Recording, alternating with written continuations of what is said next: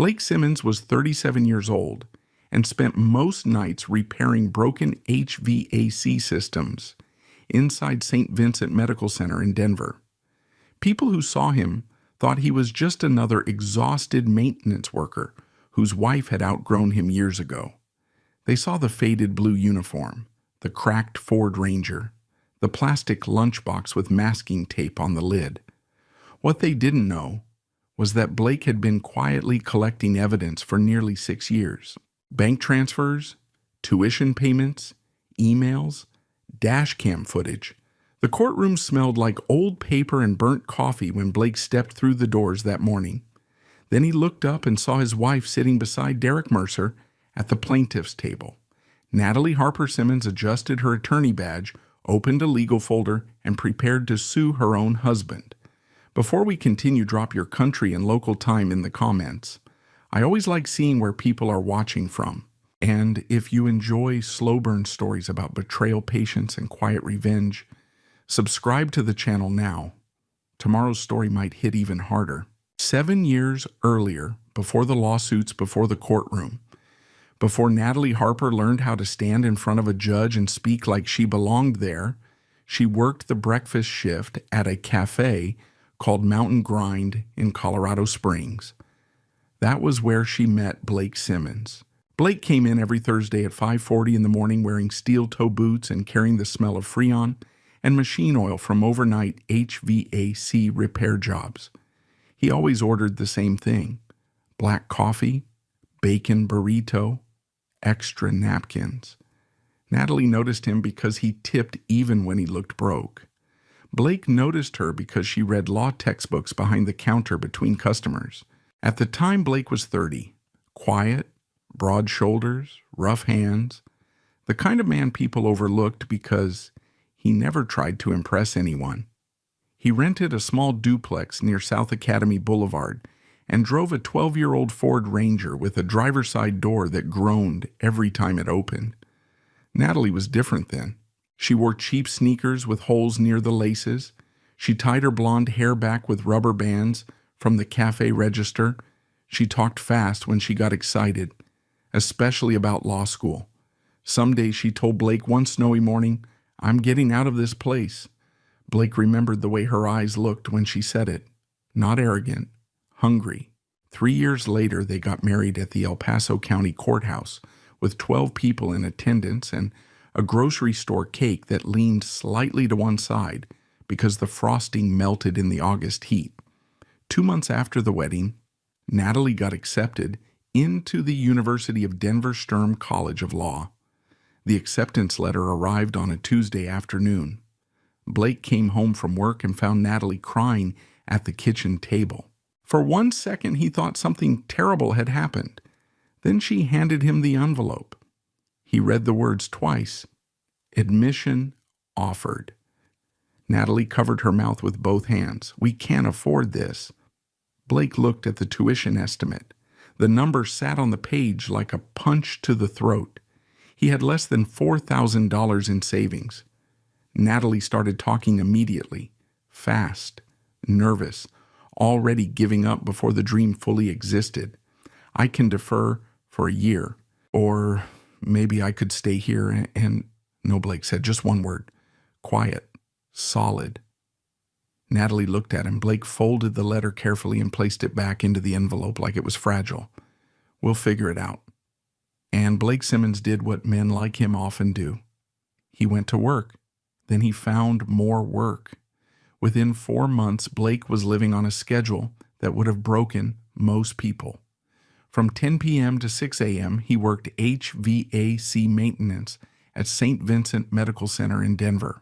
From 7 a.m. until 10 a.m., he loaded delivery trucks for FedEx at a distribution center near Aurora. On Saturdays, he repaired residential air conditioning systems for a local contractor named Pete Callahan. Sunday mornings, he washed cars behind a dealership off Colfax Avenue for cash. He slept in fragments 2 hours in the afternoon, 90 minutes inside his truck between shifts, sometimes 20 minutes in the hospital locker room with his jacket folded under his head. His body started changing, dark circles under his eyes. a constant ache in his knees, hands cracked from chemicals and winter air. But every month tuition payments went through on time. Every semester Natalie got new textbooks. Every exam fee got paid. Blake stopped buying almost everything for himself. He canceled cable, sold his old Harley-Davidson motorcycle, stopped eating lunch outside work because vending machine crackers were cheaper.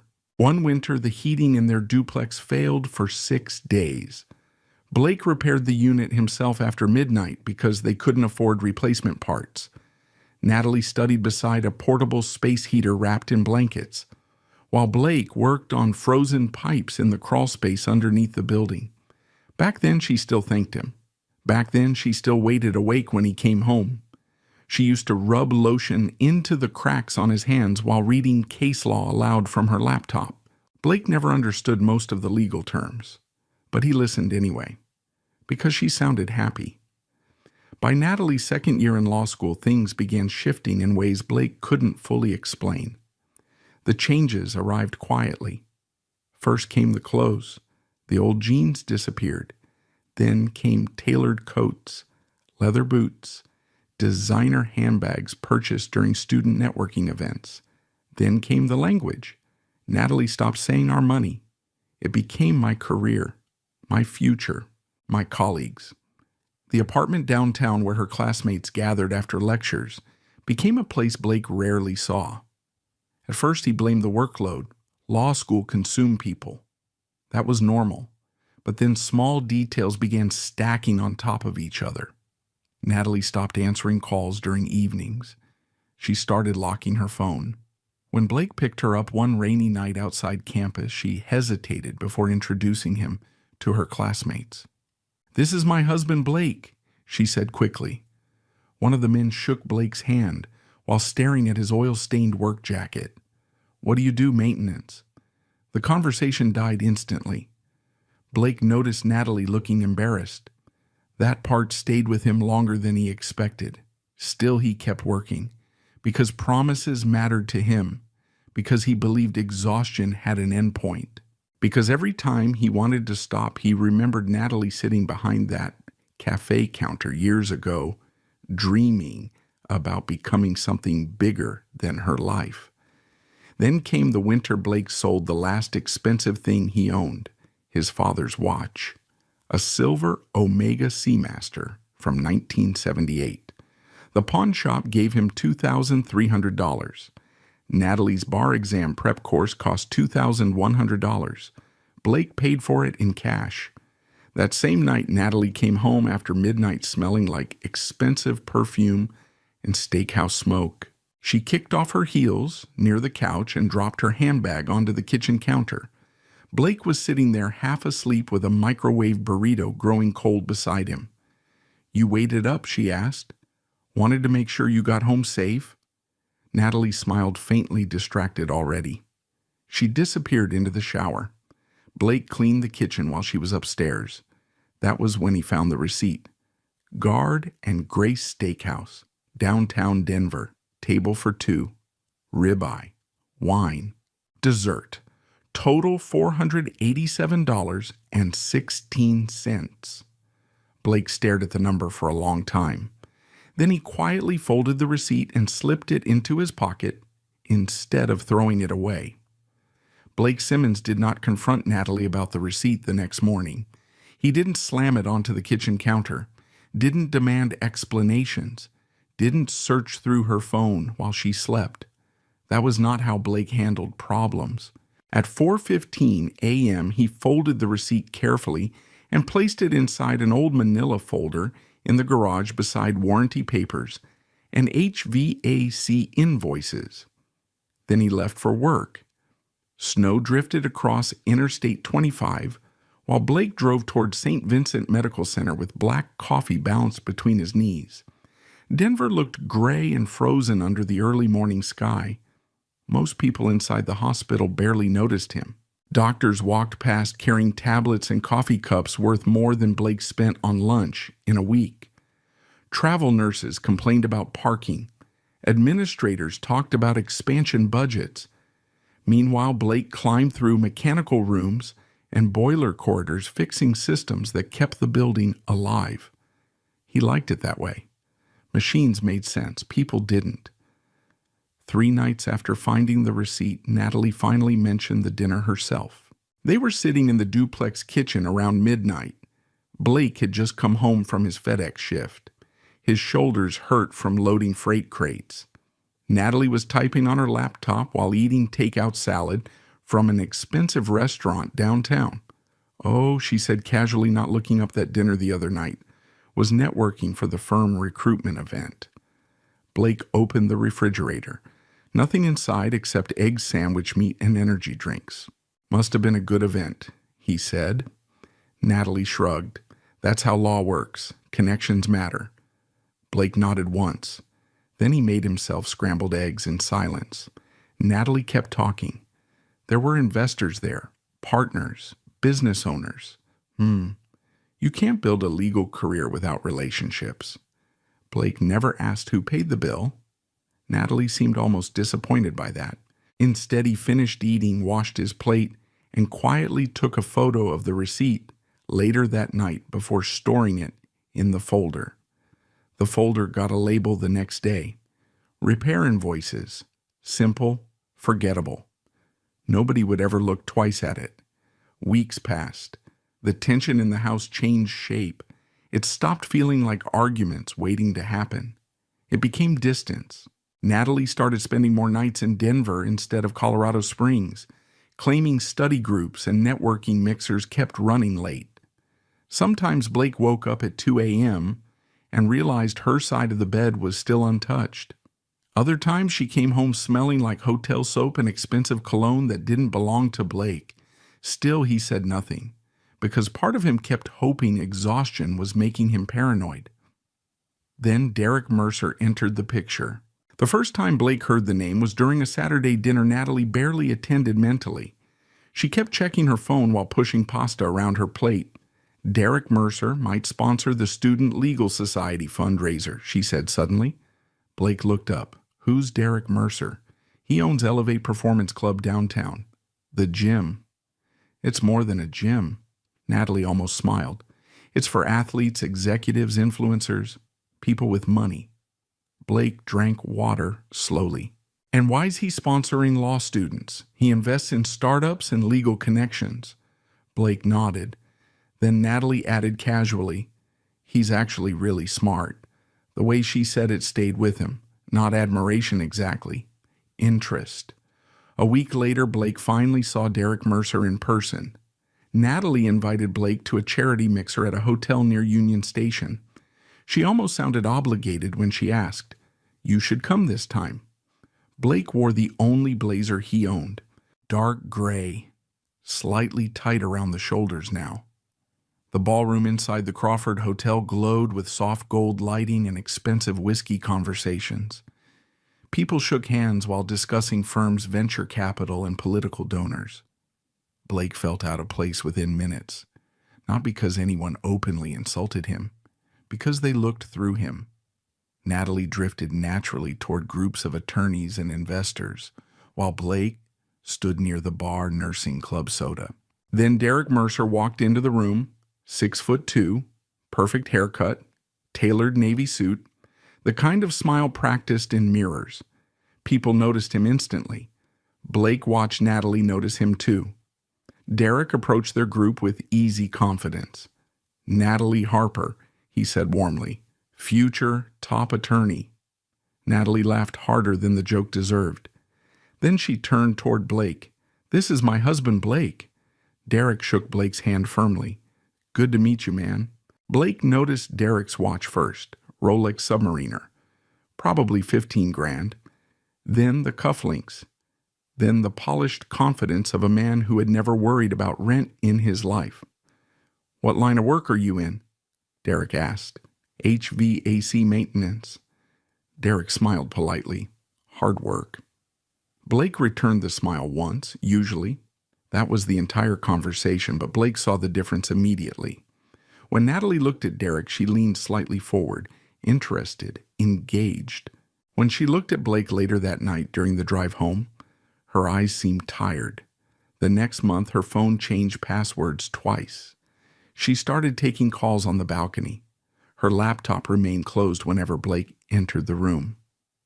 One Thursday night, Blake came home unexpectedly early after a canceled repair job. Natalie was in the shower upstairs. Her phone vibrated across the kitchen counter. The screen lit up. Derek Mercer. Blake stared at the name. The message preview appeared for less than 2 seconds. Had a great time tonight. Blake looked away before the screen went dark again. When Natalie came downstairs 20 minutes later, Blake was sitting at the table drinking coffee. "You're home early," she said carefully. "Job got canceled." Natalie nodded too quickly. "You look tired. Long week." She picked up her phone immediately. Blake noticed how fast she checked the screen. That night, after Natalie fell asleep facing the wall, Blake sat alone in the garage beside stacks of tools and unopened mail. He opened the repair invoices folder. Inside were receipts, photos, tuition records, bank statements. At first he had only kept them because something felt wrong. Now he kept them because he no longer trusted memory alone. People rewrote history when guilt entered the room. Paper didn't. Over the next several weeks, Blake's routine changed quietly, not outwardly. He still worked, still paid bills, still transferred money toward Natalie's tuition balance, still fixed the leaking sink when she mentioned it. But he started observing more carefully dates, times, patterns. He installed a new dash cam in the Ford Ranger after an insurance discount flyer arrived in the mail. He began saving bank notifications instead of deleting them. One Friday night around 12:40 a.m., Blake drove through downtown Denver after finishing an emergency HVAC repair near Capitol Hill. That was when he saw Natalie's car, parked outside Elevate Performance Club. The gym should have been closed. Its front windows were dark, except for lights near the private training area upstairs. Blake parked across the street without fully deciding to. Snowflakes drifted against the windshield. He checked the clock. 1:07 a.m. Part of him almost drove away immediately. Another part stayed still. At 1:13 a.m., the gym door opened. Natalie stepped outside wearing the same cream-colored coat she had claimed was at a study session. Derek Mercer followed behind her. He laughed at something she said. Then he touched the side of her face with one hand before leaning closer. Blake's dash cam recorded everything in silence. Blake kept both hands on the steering wheel. Didn't move. Didn't breathe much either. Across the street, Natalie smiled at Derek in a way Blake had not seen in years.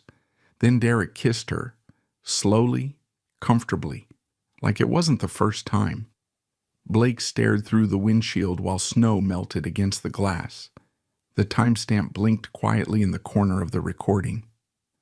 1:13 a.m.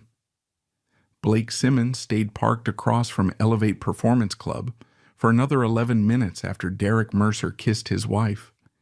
The engine idled softly beneath him. Snow gathered along the edges of the windshield. Across the street, Natalie laughed at something Derek said before climbing into her Lexus. Derek touched the roof of the car as she pulled away, casual and familiar. Blake watched the taillights disappear into downtown Denver traffic. Then he shifted the truck into drive and headed toward Interstate 25 without ever stepping outside. No confrontation, no screaming, no dramatic scene in the parking lot. That part mattered later, because Blake remembered every decision he made that night. The dashboard clock read 1:42 a.m. when he stopped at a gas station near Aurora. He bought black coffee and stood beside the truck, while freezing wind cut through his work jacket. His reflection in the gas station window looked older than 37. Tired eyes, grease beneath his fingernails. A man slowly being erased from his own marriage. Inside the truck, the dashcam footage sat saved automatically on a memory card no bigger than a fingernail. Blake stared at the camera for a long moment before driving home. When he entered the duplex, Natalie was already there. Shower running upstairs, bedroom light glowing beneath the door. She had beaten him home by less than 15 minutes. Blake stood quietly in the kitchen while water moved through the pipes overhead. Then he walked to the coffee maker. He filled it for the morning like he always did. Natalie came downstairs wearing gray sweatpants and one of Blake's old t-shirts from years earlier. For 1 second, seeing that shirt nearly broke him more than the kiss had, because it reminded him of the woman she used to be. "You're home late?" she said casually. "Emergency repair at the hospital." Natalie nodded while drying her hair with a towel. "I'm exhausted." Blake looked at her, at the woman he had worked 7 years to support, at the law student whose dreams had become more expensive every semester, at the wife who still wore his old shirt while lying to his face. "You eat yet?" Blake asked. Natalie blinked once, almost surprised by the question. "No, I made chili yesterday, still in the fridge. Thanks." That was all. No accusation, no tension in his voice. Natalie microwaved food while scrolling through her phone. Blake sat at the kitchen table pretending to review hospital maintenance schedules. Twice, Natalie smiled faintly at messages on her screen. Blake noticed. He noticed everything now. The next morning he left before sunrise for his FedEx shift. Snow crunched beneath his boots in the apartment parking lot. His knees ached from lack of sleep. While loading freight containers, Blake replayed the parking lot scene in his head over and over. Not the kiss. The expression on Natalie's face before it happened. Relaxed, happy, free. He realized she looked more alive with Derek Mercer than she had looked with him in years. That thought followed Blake for weeks. Life continued anyway. Bills arrived, tuition payments processed, HVAC systems broke down inside the hospital.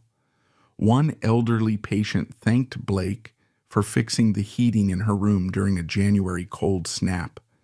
She squeezed his rough hand and called him a good man. Blake smiled politely.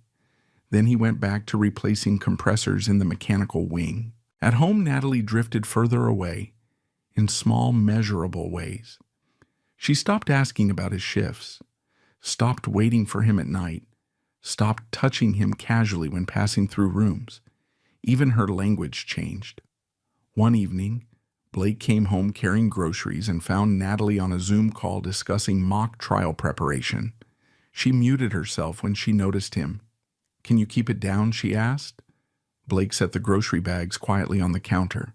"Sure." Natalie glanced at the bags. "You bought generic again. It was cheaper." She sighed softly.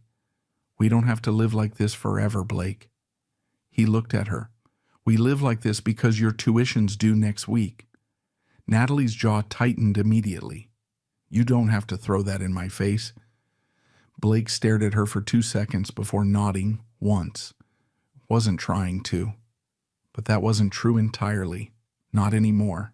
A few days later, Blake picked Natalie up from campus after her car battery died in freezing weather. The law building glowed against the dark Denver evening, while students in expensive coats hurried toward parking garages. Natalie climbed into the truck, looking irritated. "This thing smells like coolant, probably because I transport coolant." She rolled down the window slightly despite the cold. Halfway home, Natalie's phone buzzed repeatedly in her lap. Derek Mercer.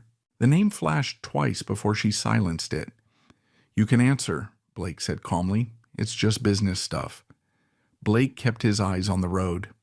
At a red light near Spear Boulevard, he glanced sideways and noticed Natalie had angled the phone screen away from him completely. That tiny movement hurt more than he expected. People only hid things they already knew were wrong. Later that week, Blake sat alone in the garage organizing the folder again.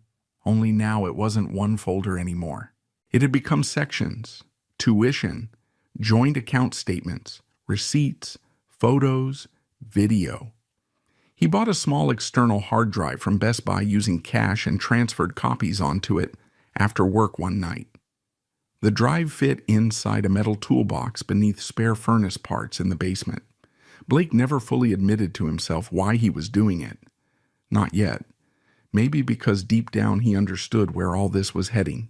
Or maybe because after years of physical labor he trusted evidence more than emotions. Machines failed for reasons. People lied about reasons. Around that time, Natalie started spending weekends downtown more often.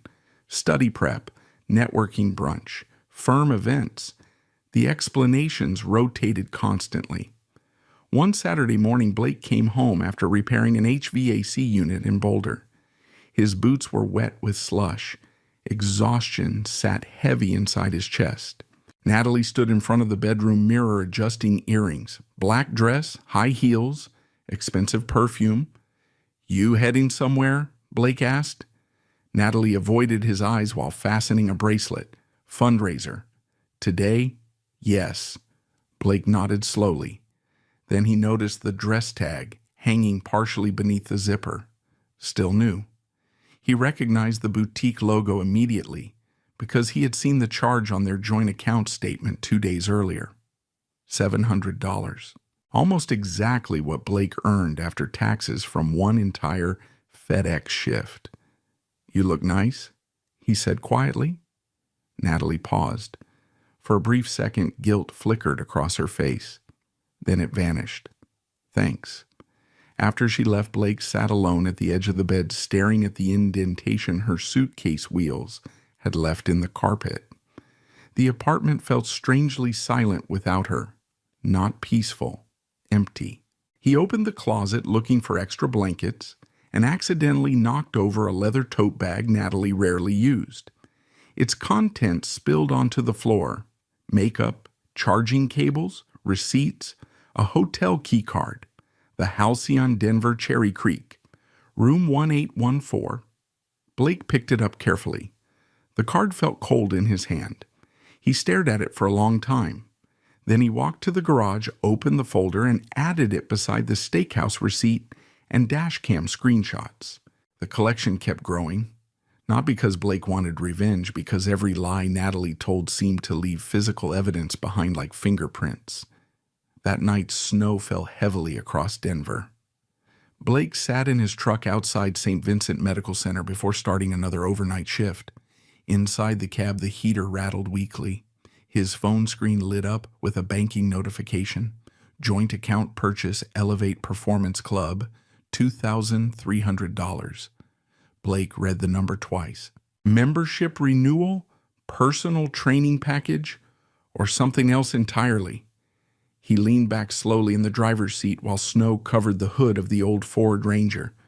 Then, for the first time since finding the receipt, Blake Simmons stopped asking himself whether Natalie was cheating. Instead, he started wondering how long it had truly been happening. Natalie Harper Simmons became an attorney on a cold Monday morning in downtown Denver. The ceremony took place inside a packed courtroom near the Colorado State Capitol. Rows of polished wooden benches filled with families, holding flowers, cameras, and pride stretched toward the back wall. Blake Simmons stood near the last row wearing a charcoal button-up shirt he had ironed himself at 4 a.m. before leaving for work. The collar sat slightly crooked. One cuff button was cracked. His steel-toe boots were hidden beneath dark slacks because they were the only black shoes he owned. He looked out of place among tailored suits and polished leather briefcases. But Blake didn't care about that. Not today. Because despite everything that had changed between them, part of him still remembered the girl from Mountain Grind Cafe. The one who studied constitutional law between coffee orders. The one who used to fall asleep on his shoulder while reading casebooks. Natalie stood near the front of the courtroom beside dozens of other newly licensed attorneys. Black robe, blonde hair pinned neatly back, calm expression. She looked different now, sharper, controlled, like she had slowly learned how to remove every rough edge from herself. The judge administered the oath while families raised phones to record the moment. Blake watched Natalie repeat every word carefully. "I will support the Constitution. Her voice stayed steady. Blake felt something tighten quietly in his chest. Pride mixed with exhaustion. 7 years, 4 jobs, thousands of hours. Every missed holiday, every overnight shift, every frozen morning loading FedEx trucks before sunrise. All of it had led here. When the ceremony ended, applause filled the courtroom. People hugged. Champagne bottles opened in the hallway outside.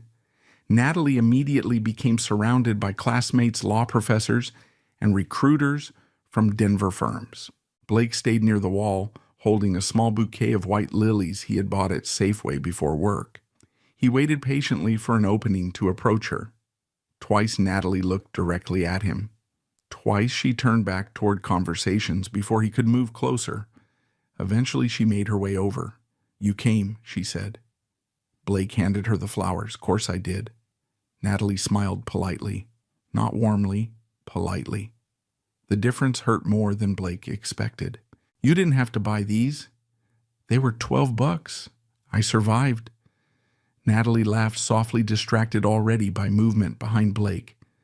Derek Blake turned. Derek Mercer approached through the crowd, wearing a tailored navy overcoat over an expensive gray suit. He carried a bouquet 3 times larger than Blake's. White roses, orchids, professional florist arrangement. People moved naturally around Derek the way they moved around wealth. Confident smiles, easy conversations. Natalie's entire posture changed when she saw him. She straightened slightly, eyes brighter, energy different. "Congratulations, Counselor," Derek said smoothly before kissing her cheek. Blake watched the gesture carefully. Too comfortable, too familiar. Derek finally acknowledged Blake standing there. "Blake, good to see you again, man." Blake nodded once. "You too." Derek glanced toward Natalie with admiration that felt almost public now. "You're gonna kill it out there." Natalie smiled at him in that same relaxed way Blake had seen outside Elevate Performance Club, the smile she no longer gave her husband. A photographer passed nearby offering group photos. Natalie immediately stepped toward Derek and several classmates. Nobody asked Blake to join. He stood near the wall alone while cameras flashed across the hallway. One of Natalie's law school friends approached him awkwardly a few minutes later. "You must be really proud." Blake looked toward Natalie, laughing beside Derek. "Yeah," he said quietly. "I am." But even as he said it, he realized something had shifted permanently. Natalie no longer looked at him like a partner who helped build her future. She looked at him the way successful people sometimes look at old apartments they used to live in. Necessary once, embarrassing later. That afternoon, Blake drove back to St. Vincent Medical Center for another overnight maintenance shift while Natalie celebrated downtown. His phone remained silent all evening. Around midnight, he took a break inside the boiler room and checked social media for the first time in months. Photos from the ceremony had already appeared online. Natalie smiling beside classmates. Natalie holding champagne. Natalie beside Derek Mercer at a rooftop bar overlooking downtown Denver. Blake stared at the screen for several seconds before locking the phone again. Then he returned to work. 3 weeks after becoming licensed, Natalie accepted a junior associate position at a litigation firm called Barrett and Klein LLP near Lodo. The salary wasn't huge yet, but the status mattered. Everything about her life accelerated after that. New clothes arrived constantly, hair appointments, networking dinners, cocktail events. Blake barely saw her anymore except during rushed mornings when she drank coffee while checking emails. One Thursday night, Blake came home after replacing an industrial cooling motor at the hospital. His back hurt badly enough that climbing the apartment stairs felt slow. Inside the duplex, he immediately noticed something strange. Half the closet was empty. Natalie's winter coats were gone. Several shoeboxes missing, too. Blake stood silently in the bedroom for almost a minute before hearing movement in the living room. Natalie sat on the couch beside packed luggage, 2 large suitcases, a leather carry-on, her law degree framed near the wall waiting to be taken down. "You going somewhere?" Blake asked. Natalie looked up carefully. "We need to talk." Blake stayed standing. That phrase usually meant damage already done. Natalie folded her hands together. "I signed a lease downtown." The room felt very quiet after that. Outside, snow slid softly across the duplex windows. "For work?" Blake asked. Natalie hesitated just long enough. "For space." Blake nodded once. "How long? I don't know." She looked almost annoyed by his calmness. "I just think we've become different people." Blake leaned against the kitchen counter, slowly, exhaustion pressing through his body. Different people. Interesting phrase. Because Blake still felt like the same man who worked himself nearly to death paying her tuition. Natalie continued speaking carefully, almost rehearsed. "You deserve someone who understands your world." Blake nearly smiled at that. His world. The overnight shifts. The second jobs.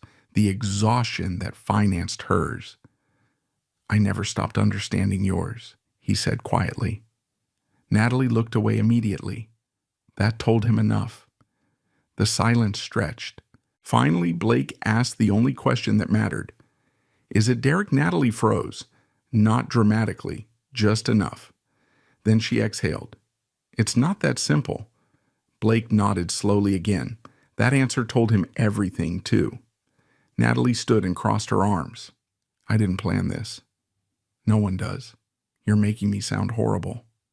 Blake looked at the packed luggage, the framed law degree, the expensive coat draped over the chair, the apartment he had paid for while working 4 jobs. Then he looked back at her. "I haven't called you horrible once." Natalie's expression hardened slightly after that, because calmness left no argument to fight against. "You'll still be okay financially," she said, "once things settle." Blake almost laughed at the phrasing, financially. Like their marriage had become a contract negotiation, like the years between them could be summarized through monthly budgets. Natalie picked up her keys. "I think this is healthier." Blake watched her carefully. For the first time in years, he realized Natalie truly believed she was moving upward in life, toward better people, better rooms, better conversations, and Blake no longer fit inside that picture. Before leaving, Natalie paused near the doorway. "I never wanted to hurt you." Blake looked down at the calluses on his hands, hands that had repaired hospital systems during blizzards, hands that had loaded trucks before sunrise, hands that had financed every semester of her future. Then he looked back at her. "But you still did," he said. Natalie didn't answer. The door closed softly behind her. Blake stood alone inside the duplex, listening to her car pull away into the Denver night. The apartment suddenly felt larger without her there. Quieter, too. He walked slowly into the bedroom afterward. Half the closet remained empty. The indentation from her suitcase wheels still marked the carpet. Blake sat on the edge of the bed in complete silence. Then his phone buzzed. Email received. Sender certified legal courier services. He opened the message. Attached were formal legal documents, petition notices, civil filings, and at the bottom of the first page beneath the attorney information, Blake saw a familiar name, Natalie Harper Simmons, Esquire, representing Derek Mercer. Blake stared at the screen while something cold settled deep inside his chest. Then he opened the attachment fully and began to read. Blake Simmons read the lawsuit 3 times before sunrise. The kitchen clock ticked softly beside him, while cold coffee sat untouched near his elbow. Outside, Denver streets disappeared beneath freezing rain. Inside the duplex, the only sound came from the hum of the refrigerator and the occasional creak of old plumbing pipes. The lawsuit accused Blake of harassment, stalking, property damage, intentional interference with business operations. Derek Mercer claimed Blake had threatened him, repeatedly appeared outside Elevate Performance Club in aggressive and unstable states and damaged property connected to the business. Attached photographs showed scratches on a black Range Rover parked outside the gym. Another page listed alleged financial losses connected to ongoing intimidation. Then Blake reached the last section, requested damages $180,000. Under attorney representation sat Natalie's full legal signature, Natalie Harper Simmons, Esquire. Blake stared at her name longer than anything else, not because the lawsuit shocked him, because she had signed it herself, not another attorney, not a senior partner, Natalie. Her first major legal filing after becoming licensed, against her own husband. Blake leaned back slowly in the chair. His body felt strangely calm, not numb, focused, like some final uncertainty inside him had finally died. At 5:12 a.m., his phone buzzed, Natalie calling. Blake looked at the screen until it stopped ringing. A voicemail notification appeared seconds later. He never listened to it. Instead, he opened the garage door, climbed into the Ford Ranger, and drove toward his FedEx shift through freezing rain. The city looked colorless that morning. Downtown towers hidden behind low clouds. Traffic lights reflecting across wet pavement. Blake loaded freight trucks for 4 straight hours without speaking much. One coworker asked if he was sick. "You look pale. Didn't sleep much." That part was true, but not because of anger. Blake's mind kept replaying the same question over and over. How long had Natalie and Derek planned this? The lawsuit felt too organized, too prepared, which meant conversations had already happened behind closed doors while Blake worked night shifts, financing the life they now used against him. At noon, Blake sat inside his truck outside a strip mall in Aurora and finally opened the voicemail transcript. "Blake, please don't overreact to this. Derek insisted on protecting himself legally because things were becoming uncomfortable. Just let the attorneys handle everything calmly." Blake read the words twice. Uncomfortable? Interesting choice. Because Blake remembered exactly who sat in a parking lot recording evidence while his wife kissed another man. And it had not been Derek Mercer. That afternoon, Blake searched for a lawyer. Not online reviews first, not advertisements. He searched court records, patterns, names appearing repeatedly in successful civil defense cases around Denver County Court. One name surfaced over and over. Rebecca Sloan, 52 years old, former prosecutor, known for quiet preparation and brutal cross-examinations. Office located near Civic Center Park. Blake called immediately. The receptionist almost declined after hearing the situation. Then Blake mentioned documented evidence and conflict concerns involving opposing counsel. Everything changed after that. "Ms. Sloan can see you tomorrow at 10. Blake arrived early. Rebecca Sloan's office occupied the 3rd floor of an older brick building overlooking downtown Denver traffic. No luxury lobby, no giant glass conference rooms, just quiet competence. Blake sat in the waiting room wearing work boots still dusted with insulation particles from a morning HVAC repair. At exactly 10:02 a.m., Rebecca Sloan opened her office door herself. She was shorter than Blake expected. Gray hair cut sharply above the shoulders. No wasted movement. "Mr. Simmons." Blake stood. Rebecca shook his hand once and immediately noticed the roughness in his palms. "Come in." Her office smelled faintly like paper and coffee. Blake placed a small cardboard storage box onto the conference table. Rebecca sat across from him. "Tell me what's happening." Blake spoke for nearly 20 minutes without raising his voice once. He explained Natalie's law school, the jobs, the affair, the lawsuit, the evidence. Rebecca interrupted only occasionally to clarify dates. When Blake finished, the room fell quiet. Rebecca opened the box. Inside sat organized folders, receipts, bank records, screenshots, tuition payments, printed emails. She looked up immediately. "You organized all this yourself," Blake nodded. "Started keeping things after I noticed inconsistencies." Rebecca studied him carefully now, not like a maintenance worker, like a witness. How long have you been documenting? Blake thought for a second. About 2 years, seriously. Smaller things before that. Rebecca opened another folder, dash cam still images, time-stamped. Natalie and Derek outside Elevate Performance Club. Rebecca's expression changed slightly. Does your wife know this exists? No.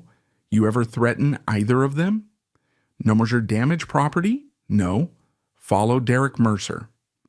I sat outside the gym one night after recognizing Natalie's car. Rebecca leaned back slowly. That's not stalking. Blake remained silent. Rebecca continued reading. Joint account statements highlighted carefully in yellow marker. Payments connected to Elevate Performance Club. Hotel charges, luxury purchases, tuition records, going back years. Rebecca finally closed the folder and folded her hands together. You understand what this looks like, right? Blake looked at her calmly. A bad marriage, Rebecca almost smiled. No, a potentially catastrophic ethics issue. Blake said nothing. Rebecca tapped Natalie's name on the lawsuit filing. Your wife is representing the man she's having an affair with in litigation against her legal spouse. Blake watched her quietly. Rebecca continued. That alone creates serious conflict concerns.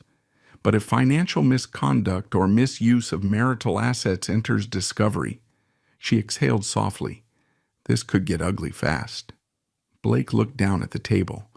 I didn't come here to destroy her. Rebecca studied him carefully. Most clients arrive furious, loud, emotional. Blake sounded exhausted instead. What do you want? She asked. Blake answered honestly. I want the truth on record. That response seemed to matter to Rebecca. She opened the lawsuit again. They're asking for a restraining order and damages based on emotional distress and business interference. She looked up. That tells me they expected you to react emotionally. Blake thought about the parking lot, the voicemail, the accusations. Then he nodded once. Probably. Rebecca stood and walked toward the office window overlooking downtown traffic. Men like Derek Mercer usually assume men like you are predictable. Blake frowned slightly. What's that mean? They think quiet people stay quiet forever. The room went silent again. Rebecca turned back toward him. Do you still have access to all financial records? Yes. Any shared property? The duplex lease? Joint checking? Some credit cards? Rebecca nodded slowly. Good. Then she asked the question Blake had quietly feared. Do you want to save the marriage? Blake looked at the folders spread across the table. Years of overtime, years of sacrifice, years of evidence. Then he pictured Natalie signing legal documents beside Derek Mercer. Not secretly, openly, professionally. Blake answered without emotion. I think she already decided that part. Rebecca nodded once like she expected the answer. She returned to her chair and opened a legal pad. Then here's what happens next. For the next 40 minutes, Rebecca explained strategy carefully. No emotional reactions, no direct contact unless documented. Preserve all evidence, respond formally through counsel, and most importantly, do not underestimate what Natalie and Derek might do next. They filed aggressively because they think you'll panic, Rebecca said. What if I don't? Rebecca's eyes sharpened slightly. Then they have a problem. Before leaving, Blake handed Rebecca one final envelope from the bottom of the box. What's this? She asked. Copy of the joint account activity from last winter. Rebecca opened it.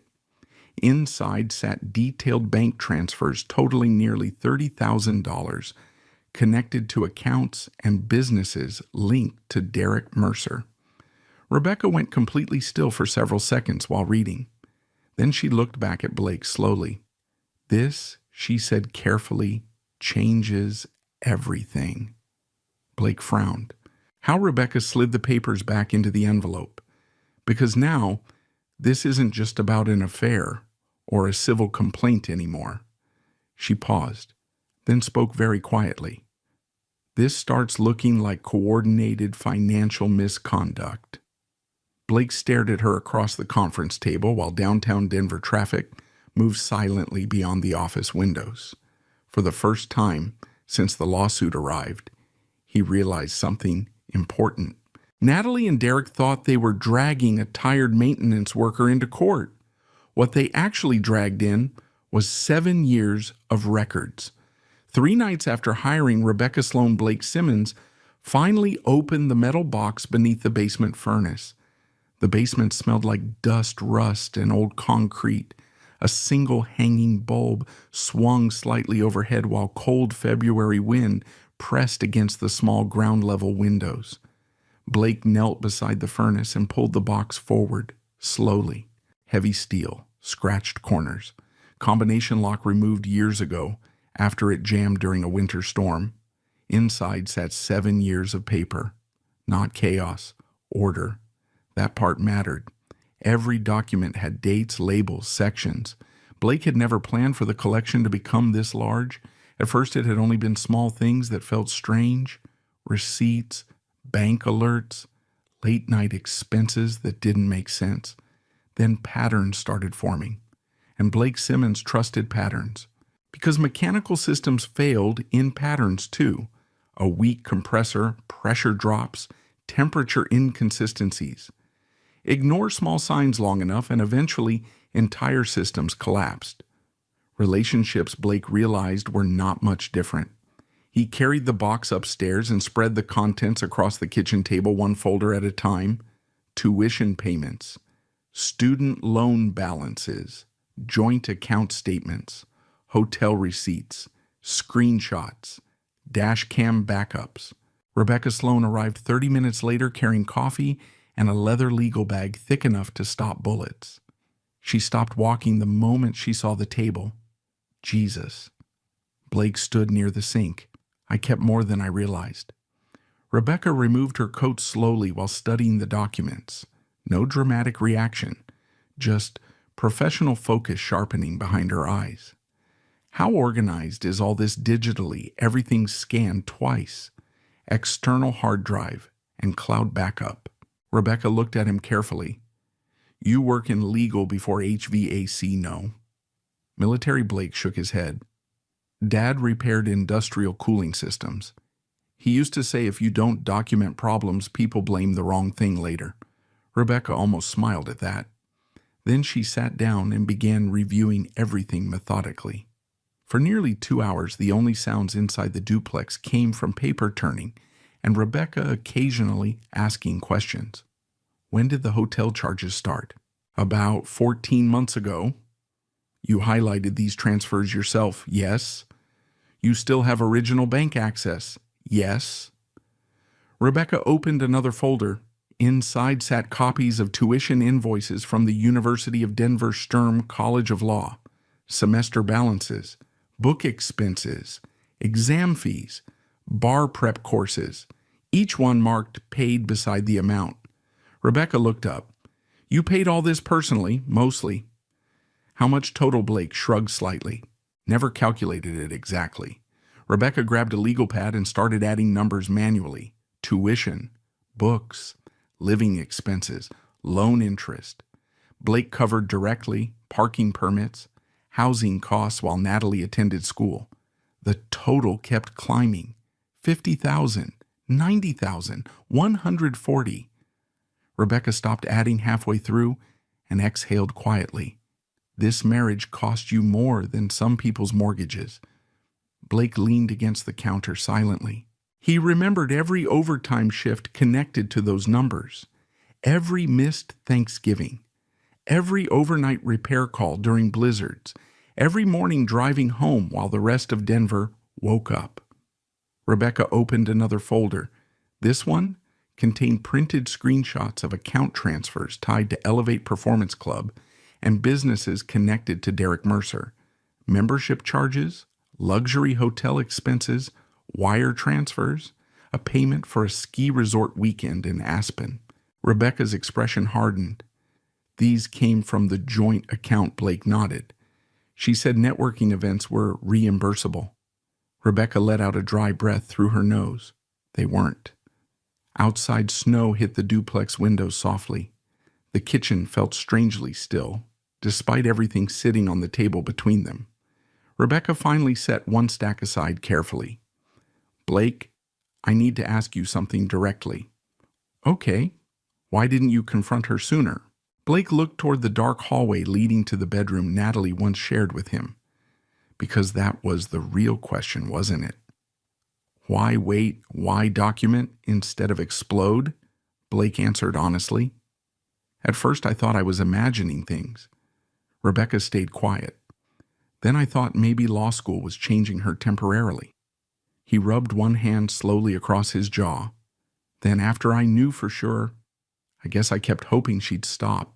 The honesty in that answer seemed to affect Rebecca more than anger would have.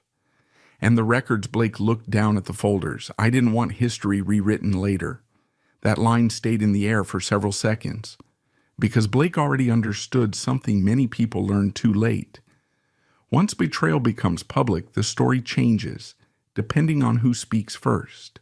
And Natalie Harper Simmons was now an attorney trained professionally to shape narratives. Rebecca opened the dash cam folder next. Still images printed with timestamps. Natalie outside Elevate Performance Club. Natalie entering Derek's Range Rover. Natalie and Derek embracing outside a downtown restaurant. Rebecca studied them silently. Then she noticed something else. Wait. She pulled one page closer. This date here. She tapped the timestamp. That's the same night Derek claims you harassed him outside the gym. Blake nodded once. I was across the street. Rebecca's eyes sharpened immediately. You have the full footage. Yes. Showing you stayed inside the vehicle. Yes. Rebecca leaned back slowly. That's very good for us. Us. Interesting word. For the first time since this started, Blake felt like someone else could finally see the shape of what had happened. Not just the affair, the setup. Rebecca stood and paced slowly near the kitchen window. Derek Mercer expected emotional retaliation, she said. Blake remained silent. He expected angry texts, threats, maybe property damage. She glanced back toward the folders. Instead, you documented everything. Blake shrugged slightly. I fix problems for a living. Rebecca stopped pacing. No, you preserve evidence for a living. You just didn't realize it. The kitchen fell quiet again. Then Rebecca reached for Natalie's lawsuit filing and laid it beside the financial records. This is where your wife made the biggest mistake. Blake looked at her. She attached herself legally to Derek while actively benefiting from marital assets connected to him.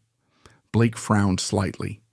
And that means it means opposing counsel can argue abuse of process, breach of fiduciary obligations, conflict violations, and possible financial concealment during pending marital separation.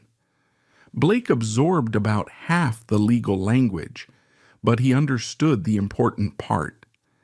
Natalie had crossed lines she should have understood professionally. Rebecca looked at him carefully. You realize she knew better. Blake's jaw tightened slightly for the first time all evening. That was the part hurting most beneath everything else. Natalie knew the rules. She simply believed Blake was too ordinary to fight back properly. Rebecca continued reviewing the documents until she reached a printed email chain. Her eyebrows lifted immediately. Where did you get this shared laptop backup before she changed passwords? The email showed Natalie discussing Derek's civil claims weeks before the lawsuit was officially filed. One sentence stood out clearly. Once Blake panicked, settlement becomes easier. Rebecca stared at the page for several seconds, then very carefully set it down. Well, she said quietly, that's extremely bad for them. Blake walked to the coffee pot and refilled both mugs. His hands remained steady. That surprised even him now. Rebecca accepted the coffee without taking her eyes off the email. This changes strategy completely. How we stop treating this like a defensive case. Blake sat across from her. Rebecca folded her hands together. Blake, they tried to weaponize the legal system against you. Your wife especially should have understood the ethical implications." She paused. "Now we push back formally." Blake stared at the paperwork covering the kitchen table. 7 years, reduced into stacks. Marriage quantified through receipts and timestamps. Rebecca opened her notebook again. "Tomorrow morning I'm filing motions to challenge Natalie's representation immediately, and after that," Rebecca's expression hardened, "then we start putting the truth into court records where it can't be hidden." Blake looked toward the basement door quietly. The metal box still sat downstairs beneath the furnace, where he had hidden it for years. At first it had been a place to store proof for his own sanity. Now it was becoming something else entirely. Protection. Rebecca gathered several folders into organized stacks before standing. As she prepared to leave, she stopped near the front door and looked back at Blake. "One more thing. Well, when this escalates, and it will, they're going to realize you're not the man they thought you were." Blake frowned slightly. "I'm still the same guy." Rebecca gave a small, humorless smile. "No," she said. "You're the same guy they underestimated." Then she left into the Denver snow carrying copies of the evidence. Blake locked the door behind her and stood alone in the quiet duplex. On the kitchen table sat the remaining folders. Proof of every sacrifice. Proof of every lie. Proof that while Natalie Harper Simmons had been studying how to build legal cases, Blake Simmons had accidentally become one. Denver woke beneath freezing rain the morning Rebecca Sloan filed the motion to disqualify Natalie Harper Simmons from Derek Mercer's lawsuit. Blake Simmons was replacing an air circulation motor on the 4th floor of St. Vincent Medical Center when Rebecca called. The mechanical room echoed with metal vibration and spinning fans. Blake balanced his phone between shoulder and ear while tightening bolts with a socket wrench. "It's filed," Rebecca said. Blake wiped sweat from his forehead with the sleeve of his work jacket. "How bad?" Rebecca gave a short pause. "Bad enough that Natalie's probably reading it right now in complete panic." Blake said nothing. He heard papers shifting on Rebecca's end. "We challenged her representation formally based on conflict of interest, misuse of marital financial assets, and ethical concerns connected to her relationship with Mercer." The circulation motor roared alive behind Blake. He shut it down again before speaking. "And now we wait for their response." Blake looked through the mechanical room window toward the Denver skyline beyond the hospital parking structure. Gray clouds, wet roads, traffic crawling through cold morning rain. For years, Blake had spent his life repairing systems quietly, while people above him rarely noticed his existence. Now his private life sat inside official court records. Strange feeling. "You still there?" Rebecca asked. "Yeah." "You okay?" Blake tightened another bolt slowly. "I don't know yet." That answer stayed with Rebecca long after the call ended, because Blake Simmons still had not fully turned into an angry man despite everything done to him, and that restraint was becoming dangerous for the people who underestimated him. By noon, Natalie responded, not through the court first, directly to Blake. The email arrived while he sat alone in the hospital cafeteria eating vending machine crackers and microwaved soup. Subject line, "We need to handle this carefully." Blake opened it slowly. Natalie's writing sounded colder now than it ever had in person, professional, controlled, almost detached. "You're escalating this unnecessarily. Rebecca Sloan is deliberately framing things in ways that could seriously damage multiple careers. Derek is willing to settle matters privately if you cooperate reasonably. Please don't let anger make this uglier than it already is." Blake read the message twice, then a third time. Not once did Natalie apologize. Not once did she mention the affair directly. Not once did she acknowledge the years Blake spent building her career. Everything centered around consequences to herself and Derek. Blake forwarded the email to Rebecca immediately. 2 minutes later, Rebecca called. Do not reply. I wasn't planning to. Good. Papers shuffled sharply on her desk. Because this email helps us. How she's discussing active litigation directly with the opposing party while personally entangled in the dispute. Rebecca paused. And she's subtly pressuring you to withdraw legal claims outside formal channels. Blake leaned back in the cafeteria chair. So another mistake. Rebecca's voice hardened slightly. Blake, your wife, became very confident very quickly. That usually makes young attorneys reckless. Outside the cafeteria windows, snow mixed with rain across the parking lot. Blake watched ambulances pulling toward emergency intake. People entering the hospital with real crises, real pain. Compared to that, his marriage suddenly felt strangely small and exhausting. I don't want revenge, Blake said quietly. Rebecca answered immediately. I know. That mattered too. Because Rebecca Sloan had spent 26 years handling divorces and civil litigation. She recognized bitterness instantly. Blake wasn't bitter. He was tired, and tired people often became incredibly patient. That afternoon, Rebecca filed additional responses formally requesting financial discovery connected to joint marital assets. By evening, Derek Mercer's attorney submitted aggressive objections. Rebecca smiled when she read them. They're nervous. Blake sat in her office after another 14-hour workday, looking like he barely had enough energy left to stand. How can you tell? Because people who feel safe don't overreact this fast. Rebecca handed him printed copies of the objections. Derek's legal team argued the affair was irrelevant personal conduct. They claimed financial records constituted invasion of privacy.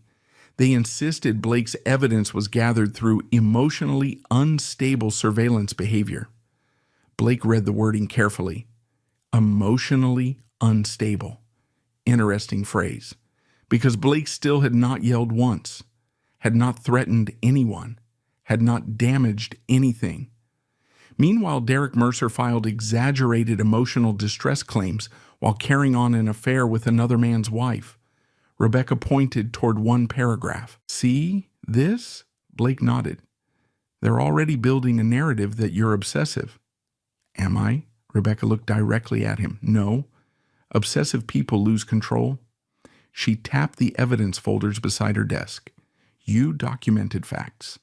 The distinction mattered legally. And Rebecca intended to exploit it fully. 3 days later, Natalie made another mistake, a larger one. It happened during a late-night email exchange between attorneys. Rebecca nearly laughed when she saw it. Natalie accidentally copied Blake on an internal communication intended only for Derek and co-counsel. The message appeared brief but devastating. If Blake keeps pushing discovery, we need to pressure settlement before financial tracing expands further. Rebecca called Blake immediately after midnight. Tell me you didn't respond. I didn't. Excellent. Blake sat inside the Ford Ranger, outside St. Vincent Medical Center, while snow accumulated across the hood. What does it mean? Rebecca's tone sharpened. It means your wife knows the financial records are dangerous. Blake stared through the windshield. For the first time, he started understanding the full shape of what Natalie and Derek had attempted. Not just an affair, not just betrayal. They genuinely believed Blake would panic emotionally, sign whatever settlement got placed in front of him, and disappear quietly. That realization changed something inside him, not rage, clarity. The following week, Rebecca prepared Blake for the upcoming hearing. Her office conference room filled with legal pads, printed exhibits, and timelines pinned carefully across the table. Court isn't about emotion, she told him. It's about credibility. Blake nodded once. Rebecca pointed toward the timeline. Derek claims you harassed him over several months, but during multiple alleged incidents, you were clocked into hospital shifts.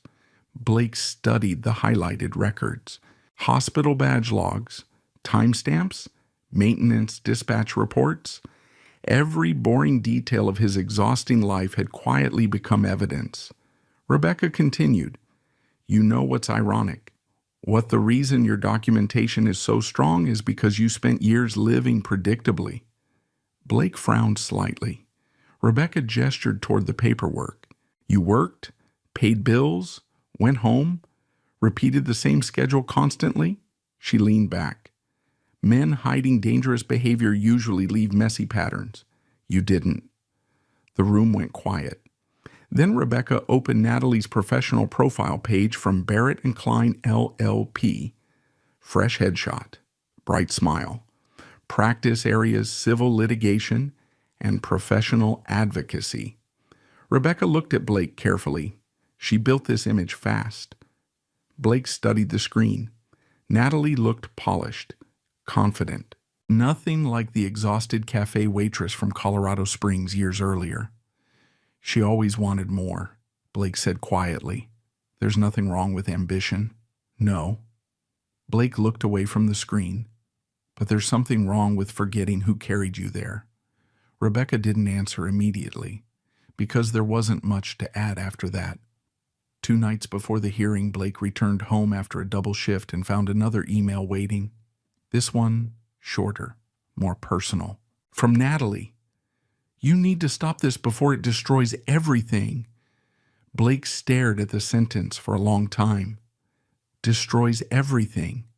As if he were the one who filed false claims, as if he were the one who cheated, as if he were the one weaponizing the legal system against a spouse. Blake typed only 4 words, then stopped, deleted them, closed the laptop. That restraint mattered too. Because every hour Natalie grew more emotional and reactive, Blake became calmer. And calm men with evidence are difficult to manipulate. The night before the hearing, Blake stood alone in the garage organizing documents one final time. The metal toolbox remained open beside him, folders stacked carefully, tuition records, dash cam stills, bank transfers, emails. Years of sacrifice transformed into legal exhibits. Outside Denver, wind rattled the garage door softly. Blake looked down at his rough hands for a long moment. These hands had built Natalie's future. Tomorrow they would carry the proof that she tried using that future against him. Then Blake placed the final folder into Rebecca Sloan's trial box and quietly closed the lid. The hearing took place on a Thursday morning inside Denver County Courtroom, 4B. Snow covered the courthouse steps in gray slush while attorneys hurried through metal detectors, carrying coffee cups and leather briefcases. Blake Simmons arrived 23 minutes early. That was normal for him. People who spent years working 4 jobs learned to arrive early everywhere because being late could collapse entire schedules. He wore the charcoal suit borrowed from his older brother, Ryan. The sleeves sat slightly short at the wrists. The shoes pinched his feet. But the suit was clean, pressed carefully.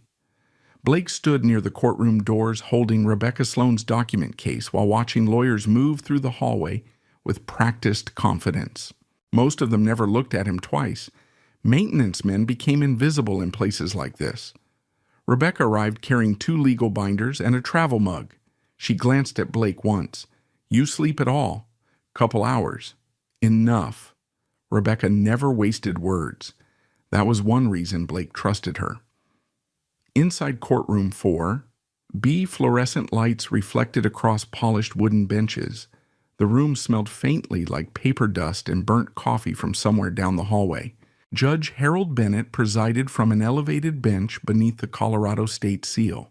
63 years old, former military prosecutor, known for little patience and strong attention to courtroom procedure. Rebecca considered that a good sign. Natalie Harper Simmons entered 5 minutes later beside Derek Mercer. Blake looked up only briefly when they walked in, but even that brief glance told him everything.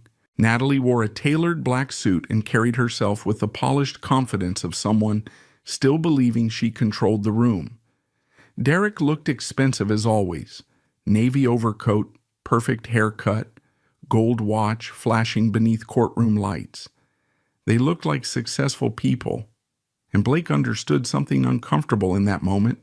If evidence did not exist, people would believe them over him instantly, because appearances mattered. Rebecca leaned toward Blake slightly. "Remember," she whispered, "let them underestimate you." Blake nodded once. Natalie noticed him then. For half a second, something uncertain crossed her face. Not guilt, concern. Because Blake didn't look angry. He looked prepared. That difference unsettled her more than shouting would have. The hearing began promptly at 9 a.m. Natalie stood first, confident voice, controlled pace, professional posture. Blake listened quietly while she described Derek Mercer as a respected Denver business owner suffering from ongoing harassment and intimidation by an emotionally unstable, estranged spouse. Every sentence sounded polished, practiced. Blake noticed Natalie barely looked at him directly while speaking. Instead, she addressed the judge constantly. "Mr. Simmons has repeatedly appeared outside my client's business. Mr. Simmons has exhibited obsessive surveillance behavior. Mr. Mercer fears escalation." Derek sat beside her, wearing carefully measured concern. At one point, Natalie described Blake as struggling emotionally with abandonment and instability following marital separation. That line almost made Blake laugh. Not because it was funny, because he had spent the previous night replacing emergency ventilation systems inside a hospital while they prepared narratives about emotional instability. Rebecca remained still beside him, taking occasional notes. Judge Bennett finally looked toward her. Ms. Sloan Rebecca stood slowly. No theatrics, no raised voice. "Your Honor, before addressing substantive allegations, the defense requests immediate consideration of serious conflict and ethics concerns regarding opposing counsel." Natalie's posture stiffened instantly. Rebecca continued calmly. "Counsel for plaintiff is simultaneously the legal spouse of the defendant and the admitted intimate partner of the plaintiff." A murmur moved quietly through the courtroom. Derek shifted slightly in his chair. Natalie recovered quickly. "My personal life is irrelevant to the underlying claims." Rebecca nodded once, ordinarily perhaps. She opened a binder carefully. "However, counsel's personal and financial entanglements directly intersect with disputed marital assets, litigation motives, and credibility issues central to this matter." Judge Bennett removed his glasses slowly. That was the first moment Blake sensed the atmosphere changing. Natalie sensed it too. Rebecca approached the evidence table. "For clarity, Your Honor, the defense has documented substantial financial transfers from shared marital accounts benefiting plaintiff Mercer during the period in which counsel Harper Simmons pursued litigation strategy against her own spouse." Natalie stood immediately. Objection, irrelevant, and inflammatory. Rebecca didn't even glance toward her. It becomes highly relevant when litigation itself appears connected to coordinated financial concealment and pressure tactics. Judge Bennett raised one hand. "Sit down, Ms. Harper Simmons. I'll decide relevance." Natalie sat, but barely. Blake watched a faint redness spread across her neck for the first time since entering the courtroom. Rebecca continued. "The defense further submits that plaintiff's allegations rely heavily on claims of stalking and threatening conduct." She opened another folder. "However, employment records, time-stamped surveillance footage, and location documentation directly contradict multiple allegations." Derek leaned toward Natalie and whispered something sharply. Blake noticed Natalie's jaw tighten. Rebecca handed documents to the clerk. Hospital time card records, HVAC dispatch logs, badge access reports. Every dull detail from Blake's exhausting work life suddenly carried legal weight. Judge Bennett reviewed several pages quietly, then looked toward Natalie. "Counsel, your filings state the defendant damaged property on January 17th at approximately 11:40 p.m. "Yes, Your Honor?" Rebecca spoke immediately. "At 11:40 p.m., Mr. Simmons was clocked into emergency maintenance repair at St. Vincent Medical Center. She slid another document forward. Verified by hospital security logs and supervisory sign-off. Natalie opened her mouth, closed it again. Derek shifted in his seat harder this time. Rebecca pressed forward smoothly. Additionally, plaintiff alleges ongoing intimidation outside Elevate Performance Club. She paused. Defense does not dispute that Mr. Simmons observed his spouse and plaintiff together outside the business on one occasion. Natalie's face changed instantly. There it was, the first genuine crack. Rebecca continued calmly. However, the complete footage demonstrates Mr. Simmons remained inside his vehicle across the street for the duration of the recording. Judge Bennett leaned forward slightly. Recording, Rebecca nodded. Yes, Your Honor. Natalie stood again. Objection. This is becoming an inappropriate exploration of private marital conduct. Judge Bennett looked directly at her. Counsel, are you denying a personal relationship with plaintiff Mercer Silence? Brief. Dangerous, Natalie answered carefully. No, Your Honor. That single admission shifted the room, not dramatically, quietly, like pressure changing before a storm. Rebecca stepped toward the evidence monitor. Your Honor, the defense believes plaintiff's allegations cannot be evaluated accurately without examining context, motive, and timeline inconsistencies. Derek's attorney, an older litigator, Rebecca recognized immediately, finally stood. We strongly object to turning this proceeding into character assassination. Rebecca looked at him evenly. No one forced your client to file a questionable lawsuit through the husband's own spouse.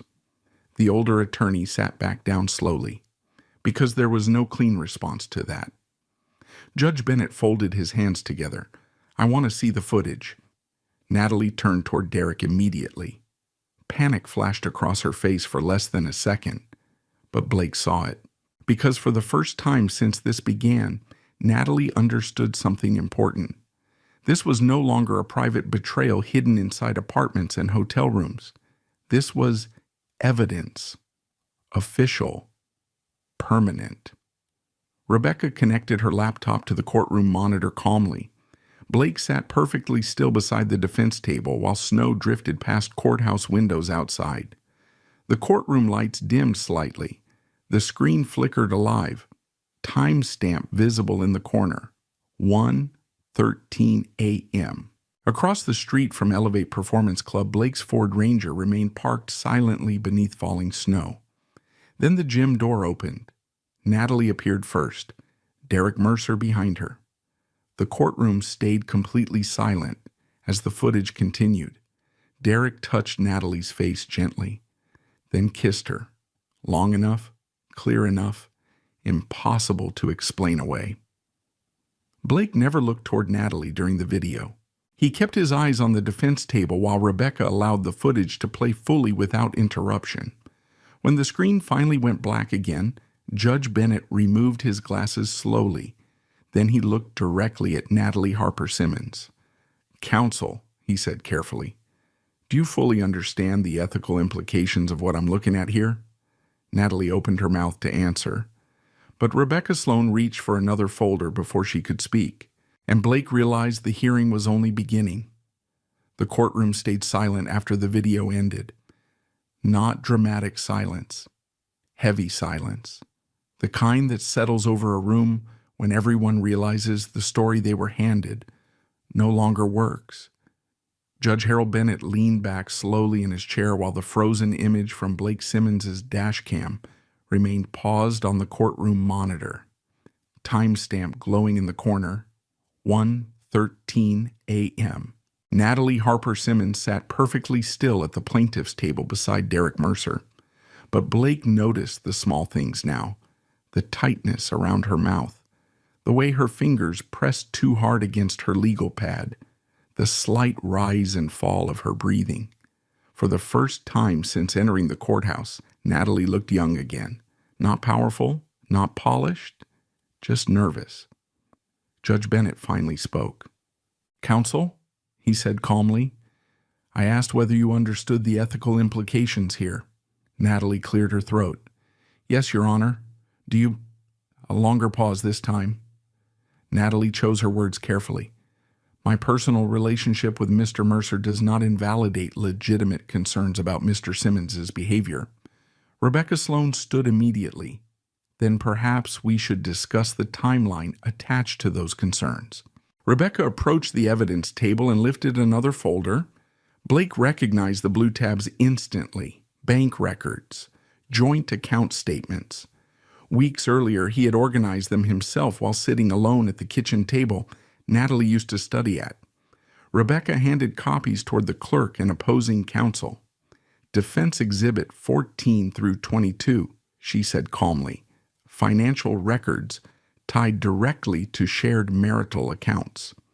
Derek's attorney stood quickly. Objection. Financial matters between spouses are irrelevant to the alleged harassment claims. Rebecca turned toward him. They become relevant when plaintiff's relationship with opposing counsel appears financially supported through marital funds belonging partly to the defendant. Judge Bennett held out one hand. Overruled for now. Proceed. Rebecca nodded once. Then she placed one enlarged document onto the monitor. A transfer from Blake and Natalie's joint checking account. $4,800. 100. Destination. Elevate Performance Club Executive Services. Date 3 days before Derek filed the lawsuit. Rebecca spoke quietly. Mr. Simmons worked 4 jobs during this period, including overnight hospital maintenance shifts, averaging 72 hours weekly. Blake hated hearing his life summarized like statistics, but he understood why it mattered. Rebecca displayed another record: luxury hotel charge, Aspen Resort reservation. 2 guests, paid using the same joint account Blake used for mortgage payments and utilities. Natalie stood again. Your Honor, this is becoming intentionally prejudicial. Judge Bennett looked toward her calmly. Counsel, were these shared marital funds? Natalie hesitated. Yes, but that's enough. The judge looked back toward Rebecca. Continue. Derek Mercer shifted uncomfortably in his chair for the first time all morning. Blake noticed sweat beginning near Derek's collar despite the cold courtroom. Interesting. Men like Derek usually lived inside control. Now control was slipping. Rebecca pressed another button on the courtroom monitor. A spreadsheet appeared. Blake's spreadsheet. Every tuition payment he made over 7 years, semester balances, housing costs, exam prep, book purchases, parking permits, even gas expenses tied to Natalie's commute during law school. At the bottom sat the total, $214,387.62. The number hung silently inside the courtroom. Natalie stared at the screen without blinking. Blake looked down at his rough hands instead, because every dollar on that screen carried physical memory, frozen mornings, overtime shifts, missed sleep, years disappearing inside work uniforms and boiler rooms. Rebecca spoke carefully. During the exact period Mr. Simmons financed defendant Harper Simmons's legal education and living expenses, marital assets were simultaneously redirected toward plaintiff Mercer. Derek's attorney objected again. Speculation, Rebecca immediately responded.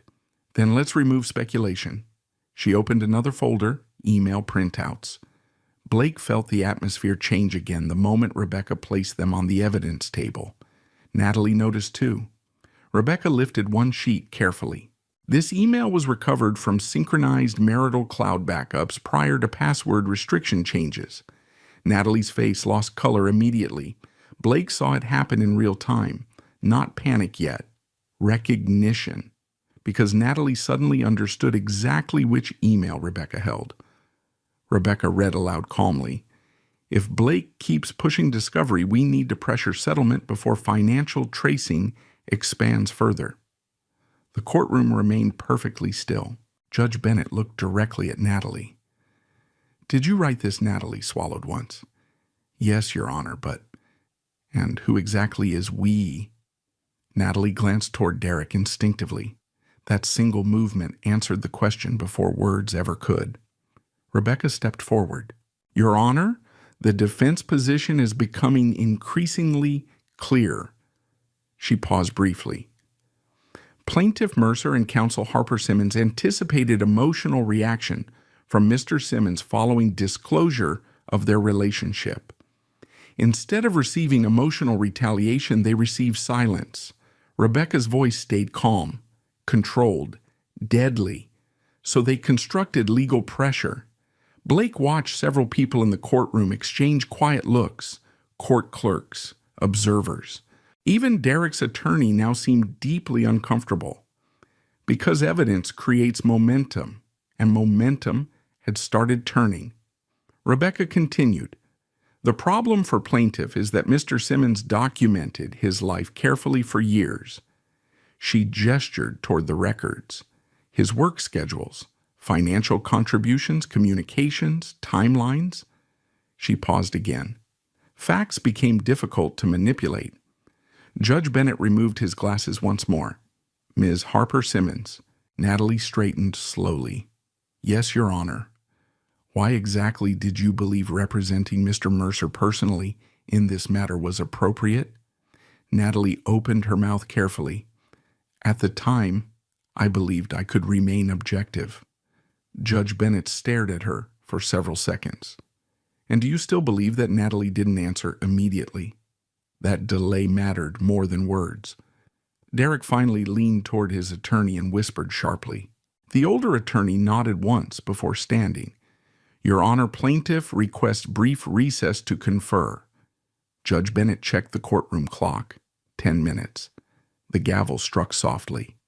Instantly, the room exploded into quiet movement. Attorneys gathered papers. People whispered. Natalie stood quickly and disappeared through side doors with Derek and counsel. Blake remained seated. Rebecca closed folders calmly beside him. You okay? She asked. Blake nodded once. Didn't expect the email to hit that hard. Rebecca gave a humorless smile because it showed intent. Blake looked toward the empty plaintiff table. They really thought I'd panic. Yes. Rebecca studied him carefully. And honestly, most people would have. Blake leaned back slowly in the chair. Courtroom lights buzzed overhead. Outside, snow drifted across downtown Denver streets. For years, Blake Simmons had been invisible in rooms exactly like this. Maintenance worker. Overworked husband. Forgettable. Now every boring detail of his life was dismantling the story Derek and Natalie built against him. Rebecca lowered her voice slightly. There's something else happening here. What Judge Bennett hates misuse of process. She organized another stack of exhibits, especially when attorneys weaponize personal relationships inside litigation. Blake absorbed that quietly. Then he asked the question sitting beneath everything else. Is her career finished? Rebecca paused before answering. No. Then another pause. But it's damaged now, probably permanently. Blake looked down at the table again. Strangely, the answer didn't satisfy him, didn't make him happy.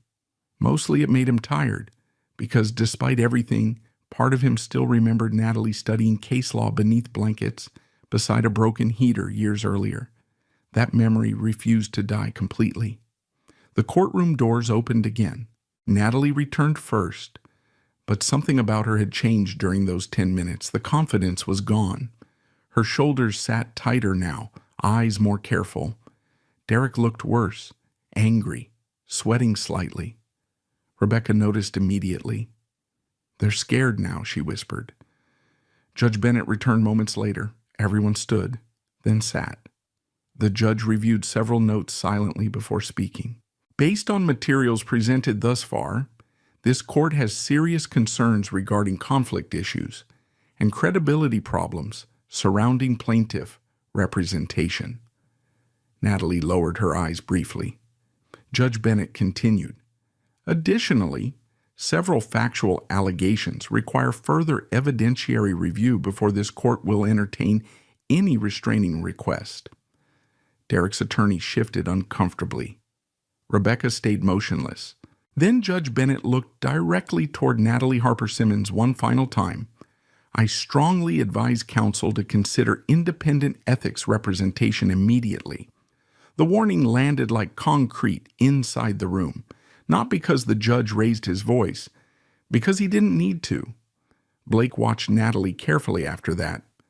For the first time since all of this began, she looked at him directly.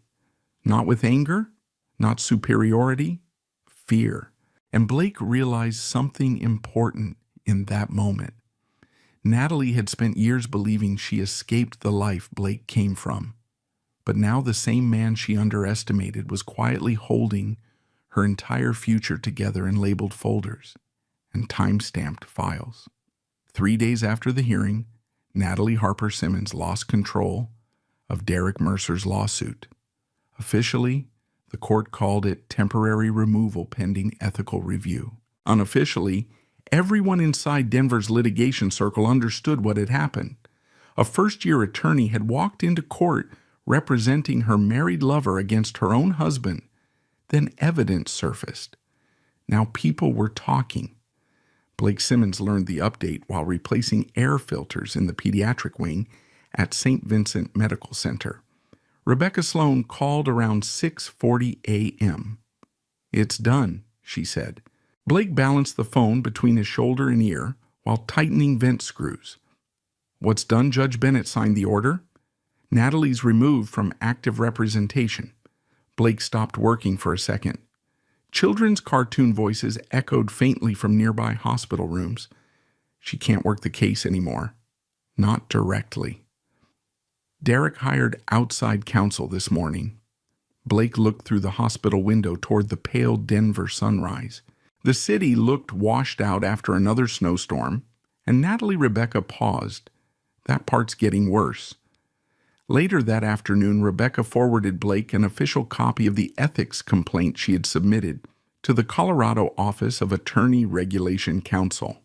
43 pages, attachments included, timeline summaries, conflict concerns, financial records, questionable communications. Blake sat alone in the hospital cafeteria reading parts of it slowly while exhausted nurses rotated around him.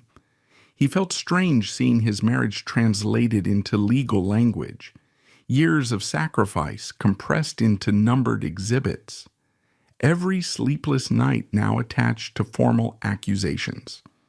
Rebecca joined him later that evening at a diner near Capitol Hill because she wanted to discuss strategy privately. The diner smelled like burnt bacon and coffee refills. Blake ordered meatloaf because it was cheap and filling. Rebecca ordered tea. "You know what happens next?" she asked. Blake shook his head. "Discovery expands. Derek's legal team starts protecting themselves instead of attacking you." Blake cut into the meatloaf quietly, and Natalie Rebecca stirred her tea slowly. "She's trying to stop the bleeding." That phrase stayed with Blake because it sounded medical, like Natalie's career had become an injury instead of a success story.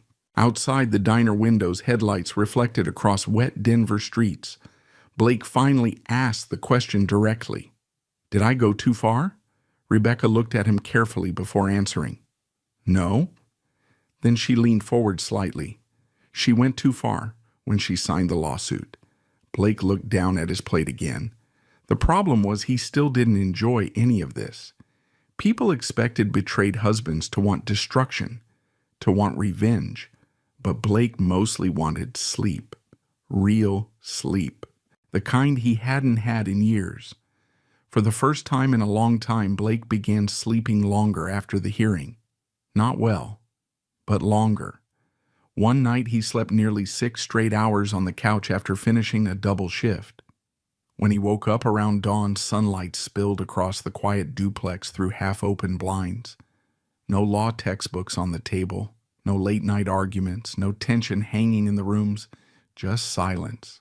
He stood in the kitchen, making coffee when someone knocked on the front door. Blake already knew who it was before opening it. Natalie. She stood on the porch wearing a dark wool coat and no makeup. That detail surprised him first. Natalie usually looked carefully assembled now. Professional, sharp. Today she looked tired, actually tired. "You busy?" she asked quietly. Blake stepped aside without answering. Natalie entered, slowly looking around the duplex like she hadn't seen it properly in years. The old couch, the cracked kitchen tile, the furnace vent. Blake never got around to repainting. The place suddenly looked very small beside the downtown apartments and rooftop bars she preferred now. Blake walked into the kitchen and placed his phone directly on the table. Then he opened the voice recording app. Natalie noticed immediately. "You're recording this?" "Yes." The answer came calm and flat. Natalie stared at him for a second, then nodded once. "Okay." Blake pressed record openly and sat across from her at the kitchen table. That mattered too. No hidden devices, no tricks, just transparency. Natalie folded her hands together tightly. For several seconds neither of them spoke.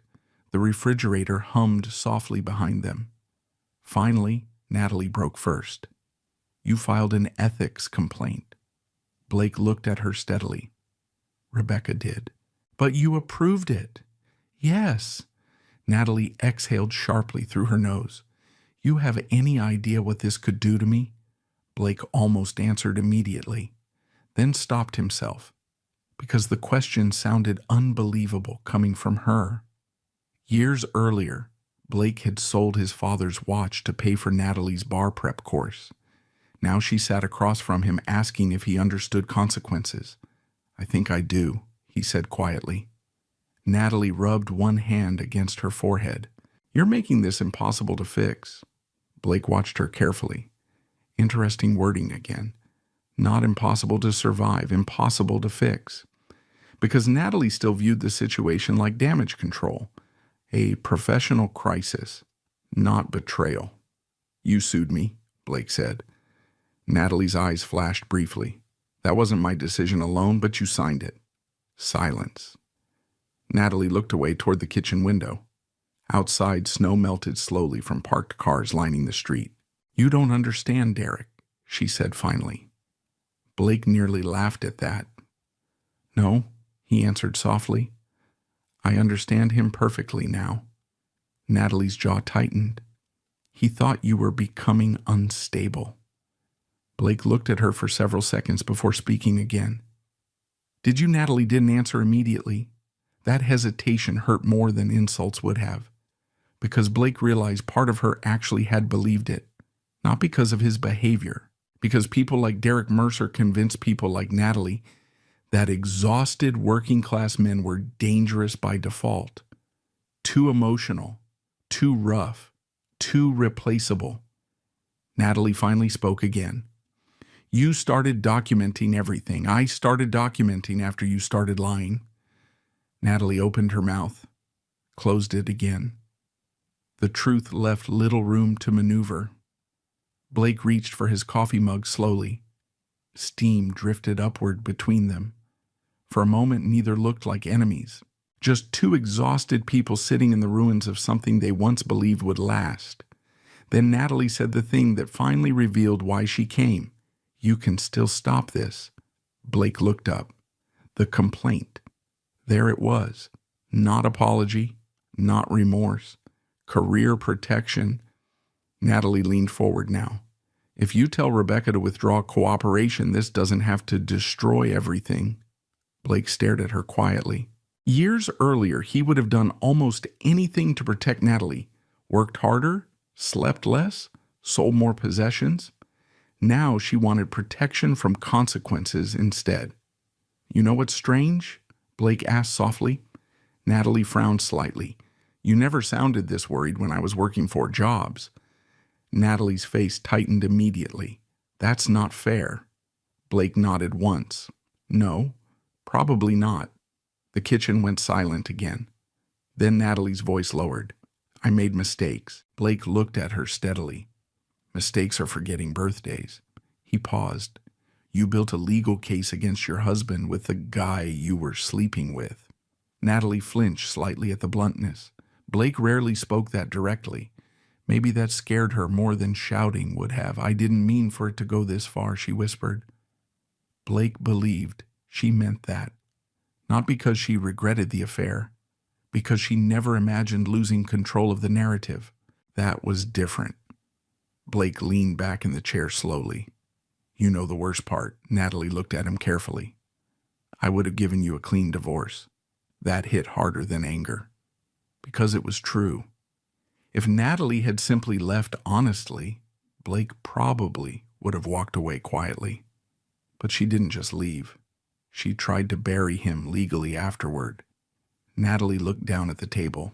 For the first time since arriving, she seemed smaller somehow. Less polished, less certain. Then her voice cracked slightly. You can still save my career. Blake stared at her across the kitchen table while the recorder continued capturing every word. And for the first time since this entire nightmare began, he finally understood something clearly. Natalie wasn't afraid of losing him anymore. She was afraid of becoming him, ordinary, powerless, forced to start over from nothing. Blake Simmons did not answer Natalie immediately after she asked him to save her career. The kitchen stayed quiet, except for the soft hum of the refrigerator and the faint ticking of the old wall clock above the stove. Natalie sat across from him, with both hands wrapped tightly around a paper coffee cup she hadn't touched. The recorder on the table continued blinking red between them, documenting everything, just like Blake always did now. Outside the duplex windows, Denver morning traffic moved slowly through melting snow. Inside, 7 years of marriage sat like debris between two people who no longer recognized each other completely. Blake leaned back in his chair. You know what I kept thinking about after the hearing? Natalie looked up carefully. What? The first winter? Your law school heater broke? Natalie blinked, once caught off guard. Blake stared past her for a moment, remembering. The duplex pipes froze. We had that little space heater in the bedroom. He rubbed one thumb slowly against the side of his coffee mug. You stayed up reading tort law while I crawled under the building fixing water lines. Natalie lowered her eyes slightly. Blake continued quietly. You remember what you said that night? She didn't answer. You said once you became a lawyer, we'd never struggle like that again. The silence after that sentence felt long, not hostile, heavy, because both of them knew Blake had kept his side of that promise.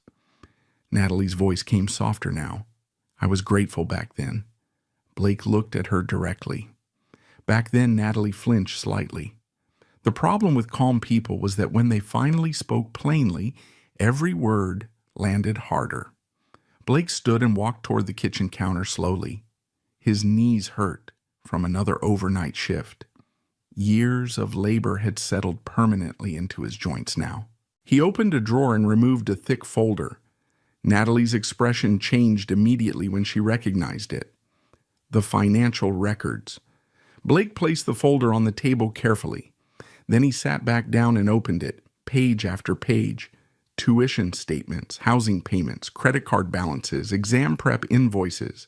Every sacrifice with dates attached. Natalie stared at the paperwork while Blake flipped through sections methodically. First semester tuition, he said quietly. $28,412. Another page. Bar prep course. $2,100. Another. Apartment rent near campus while I stayed here working nights. Natalie's breathing grew tighter. Blake wasn't yelling. That somehow made everything worse. I sold my dad's watch for this one, Blake said, sliding another invoice forward. Natalie closed her eyes briefly. Blake, no. You wanted to talk. He turned another page.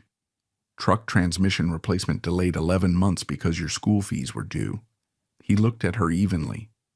Remember that Natalie nodded faintly. Blake continued. 3 Christmases with no vacation. Another page. 72-hour work weeks. Another. FedEx loading dock from 6 to 10 in the morning before hospital shifts. Natalie finally whispered, Stop. Blake looked at her calmly. I'm not saying this to hurt you. Then why? Because you keep talking like this started with the complaint. The words settled hard between them. Because Natalie had spent weeks treating consequences as the beginning of the story. Not the affair, not the lies, not the lawsuit. The consequences. Blake folded his hands slowly on top of the folder. You know what I never understood. Natalie wiped beneath one eye quickly before answering. What? How you became embarrassed of me while living off my exhaustion? That one hit. Blake saw it immediately in her face, not because it was cruel, because it was accurate. Natalie looked toward the kitchen window again. I wasn't embarrassed of you. Blake waited. Natalie exhaled shakily. She struggled for the words. Everything changed when I entered that world. The lawyer world. Yes. Blake nodded slowly. People started treating you differently? Natalie looked back at him. You don't understand what it's like in those rooms? No, Blake admitted. Probably not. And there it was again. That strange thing Blake did during conflict. He told the truth even when it weakened his position emotionally. Natalie noticed it too. Maybe she always had. You'd walk into networking events wearing work boots, she said quietly. People looked at us differently. Blake almost smiled. There it is. Natalie frowned. What? The real answer. She looked away immediately, because she heard it too. Not money. Not opportunity. Shame? Blake leaned forward slightly. You know the crazy part? I never cared that those people looked down on me. His voice stayed level. I cared that eventually you started joining them. Natalie covered part of her face with one hand. For several seconds she said nothing at all. Then finally, I felt trapped. Blake studied her quietly. In what? In the life we had. That sentence should have made him angry. Instead, it mostly made him tired, because Blake finally understood something clearly. Natalie didn't just fall in love with Derek Mercer. She fell in love with the version of herself she thought existed around men like him. Polished, ambitious, important. Derek represented escape from struggle. Meanwhile, Blake represented the years she wanted to outgrow, the duplex, the second jobs, the smell of machine oil, the exhaustion. Natalie's voice cracked slightly. I didn't mean for this to happen. Blake looked down at the folder again, then at the recorder blinking softly on the table. You filed a restraining order against me. Natalie swallowed. Derek thought number Blake interrupted gently but firmly. You signed it. That distinction mattered deeply to him, because Natalie kept trying to distribute blame across Derek's stress law firm's pressure circumstances. But signatures belonged to individuals. That was something lawyers understood better than anyone. Blake closed the folder slowly. You know what Rebecca asked me? Natalie looked up carefully. She asked if I wanted revenge. And Blake thought about it honestly. I wanted the truth somewhere. Nobody could erase it. Natalie stared at him silently. Then finally she whispered, You already won. Blake shook his head once. This isn't winning. And he meant it. Winning implied satisfaction.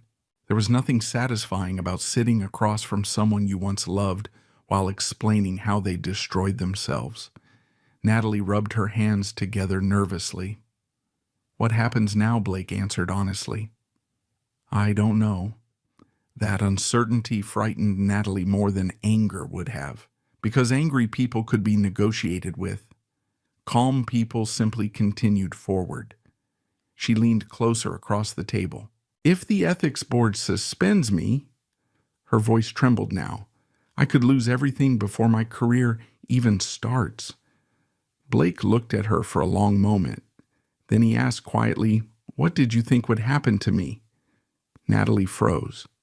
Blake continued, You and Derek tried building a legal case that painted me unstable. His eyes stayed steady on hers. You think that wouldn't destroy my life? Natalie opened her mouth slowly. Nothing came out, because there was no answer to that. Blake leaned back again. For years he had watched Natalie become sharper with language, more skilled, more persuasive. Now sitting in the kitchen they once shared, she had no argument left, only consequences. The clock ticked softly overhead. Finally Blake spoke one last time. I already financed your future once. Natalie's eyes filled immediately because she already knew what was coming next. Blake's voice stayed calm. I'm not financing your lies, too. Natalie looked down at the table. For the first time since arriving, she truly seemed defeated. Not legally, personally. Like she had finally realized Blake Simmons was no longer carrying the weight of her decisions for her. After several minutes, she stood slowly from the table. Blake remained seated. Natalie picked up her coat with trembling hands. At the doorway, she stopped without turning around. I did love you. Blake looked toward the hallway leading to the bedroom they once shared. Maybe she did, at some point, before ambition mixed with shame and turned into something colder. Yeah, he said quietly. I think you did. Natalie closed her eyes briefly after hearing that. Then she walked out into the cold Denver morning without another word. Blake stayed at the kitchen table long after the front door shut. The recorder still blinked red softly beside the unopened folder of financial records. Proof of every year, every sacrifice, every choice. And for the first time in a very long time, Blake Simmons realized he no longer felt afraid of losing Natalie Harper. Because somewhere during all those exhausting years, he had already lost her long before Derek Mercer ever appeared. The lawsuit against Blake Simmons began collapsing 2 weeks later. Not dramatically, not all at once. It came apart the same way old mechanical systems failed inside St. Vincent Medical Center, slowly at first, then all at once after enough pressure built behind hidden cracks. Blake was replacing a faulty rooftop ventilation unit during a freezing Thursday afternoon when Rebecca Sloan called. Wind hammered across the hospital roof hard enough to sting exposed skin. Blake crouched beside an open service panel while holding the phone against one ear. Derek's attorney wants to amend the complaint, Rebecca said. Blake tightened a bolt carefully. What does that mean? It means they're retreating. Blake looked out across the Denver skyline beneath gray clouds. How much? Rebecca gave a dry laugh. Enough to tell me they're scared. By the following Monday, several allegations had quietly disappeared from Derek Mercer's lawsuit. The property damage claims weakened first, then parts of the harassment accusations, then references to Blake being physically threatening. Rebecca spread the revised filings across her conference table, while Blake sat across from her in work clothes after another overnight shift. They're stripping out anything they can't defend under discovery, she explained. Blake rubbed tired eyes with rough fingers. So they know they're losing. Rebecca nodded once. They know lying becomes expensive once evidence enters the room. Blake stared at the paperwork silently. For months, Derek Mercer had sounded untouchable, confident, connected. Now attorneys were quietly cutting away parts of his story like surgeons removing infected tissue. Rebecca slid another folder toward Blake. This is bigger. Inside sat hospital security records from the night Derek claimed Blake vandalized property near Elevate Performance Club, time-stamped footage, employee badge logs, maintenance dispatch records. The timeline placed Blake inside St. Vincent Medical Center during nearly the entire alleged incident window. Rebecca tapped the page. This alone destroys a major section of their complaint. Blake leaned back slowly. So why file it in the first place? Rebecca looked at him evenly. Because they expected fear to work faster than facts. That answer stayed with Blake. Fear. That was the real strategy from the beginning. Not truth, pressure, embarrassment, legal intimidation. Derek Mercer assumed a tired HVAC worker would fold under official paperwork and courtroom threats. Instead, Blake responded with documentation, and documentation kept spreading. 3 days later, Rebecca received something unexpected. A call from a former employee of Elevate Performance Club, name Marcus Delaney, former operations manager, worked under Derek Mercer for almost 3 years, requested confidentiality before speaking. Rebecca arranged the meeting immediately. Blake attended quietly, sitting near the back of Rebecca's office conference room while Marcus spoke nervously across the table. Marcus looked exhausted, mid-30s, thin beard, constantly rubbing sweaty palms against his jeans. "I'm not trying to get involved in drama," Marcus said quickly. "But once I heard about the lawsuit, some things didn't sit right anymore." Rebecca nodded calmly. "Take your time." Marcus glanced toward Blake briefly before continuing. "Derek stages stuff sometimes." Blake looked up slowly. "What kind of stuff?" Marcus swallowed hard. "Insurance claims, damage reports, membership disputes." He hesitated again. "Anything that helps business leverage?" Rebecca's eyes sharpened immediately. "You're saying Derek fabricated incidents?" Marcus nodded reluctantly. "There was a black Range Rover incident last winter." He looked directly at Blake now. "The scratches already existed before Derek blamed you." The room went silent. Blake felt something cold settle deeper inside his chest. Not shock, confirmation.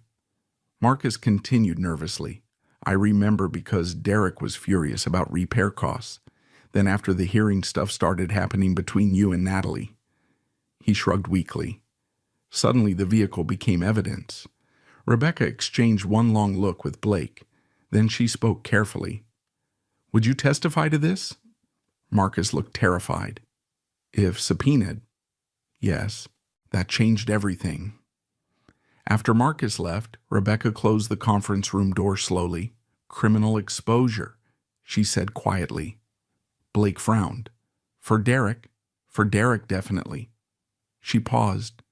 "Possibly Natalie too, depending on what she knew." Blake walked toward the office window overlooking downtown Denver traffic. People moved below in winter coats, carrying coffee cups and briefcases. Normal lives continuing.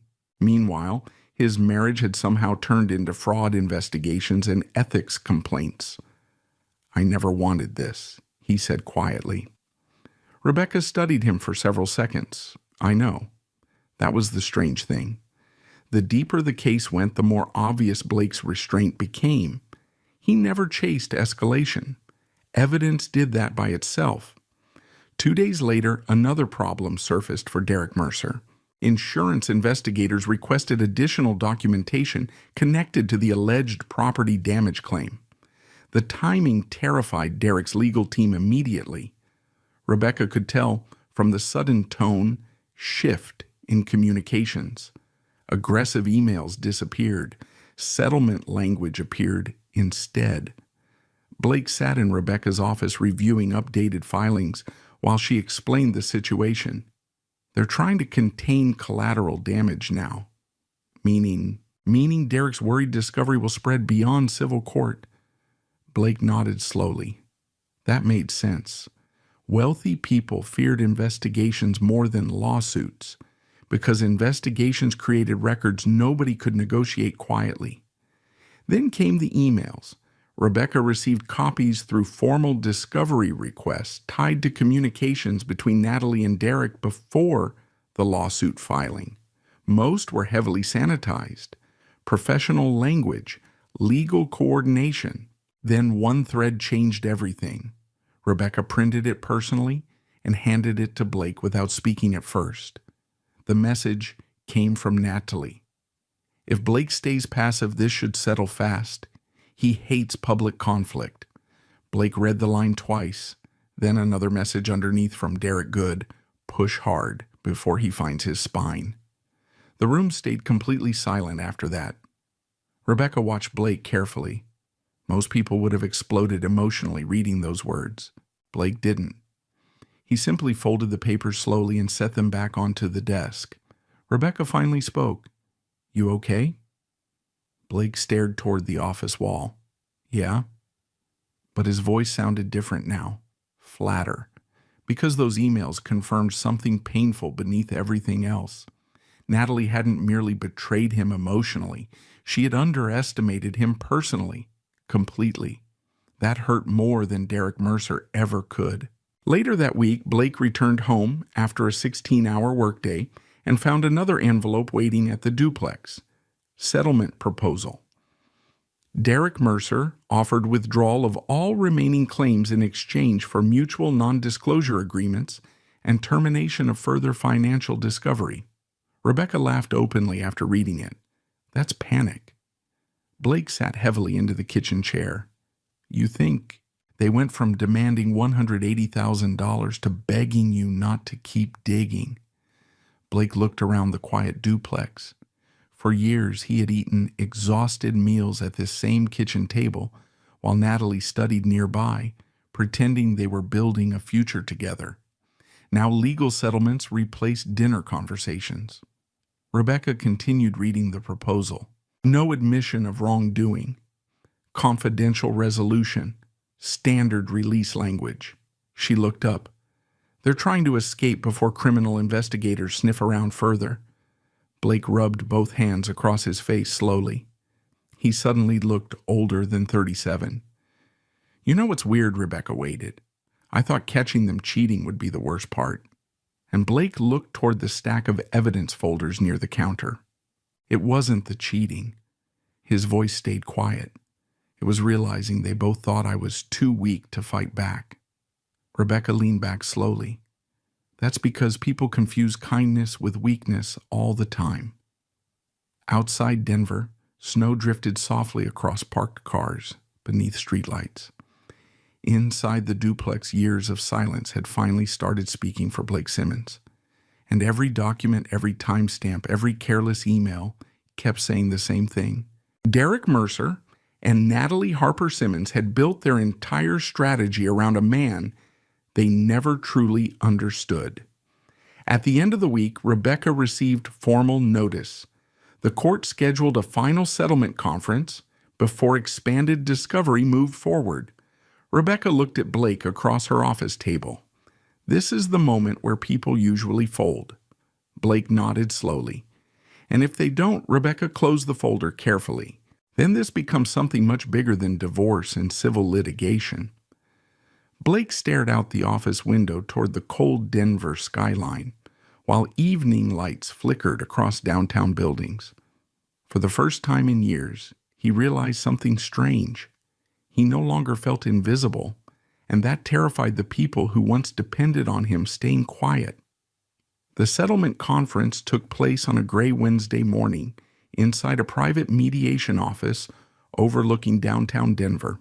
Rain tapped softly against the windows, while traffic crawled below through wet streets and lingering snowbanks.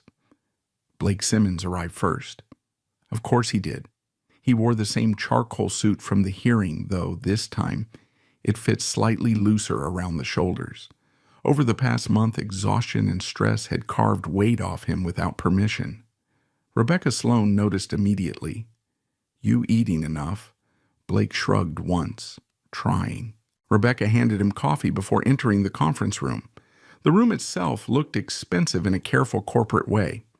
Dark wood table, leather chairs, abstract art no one actually looked at.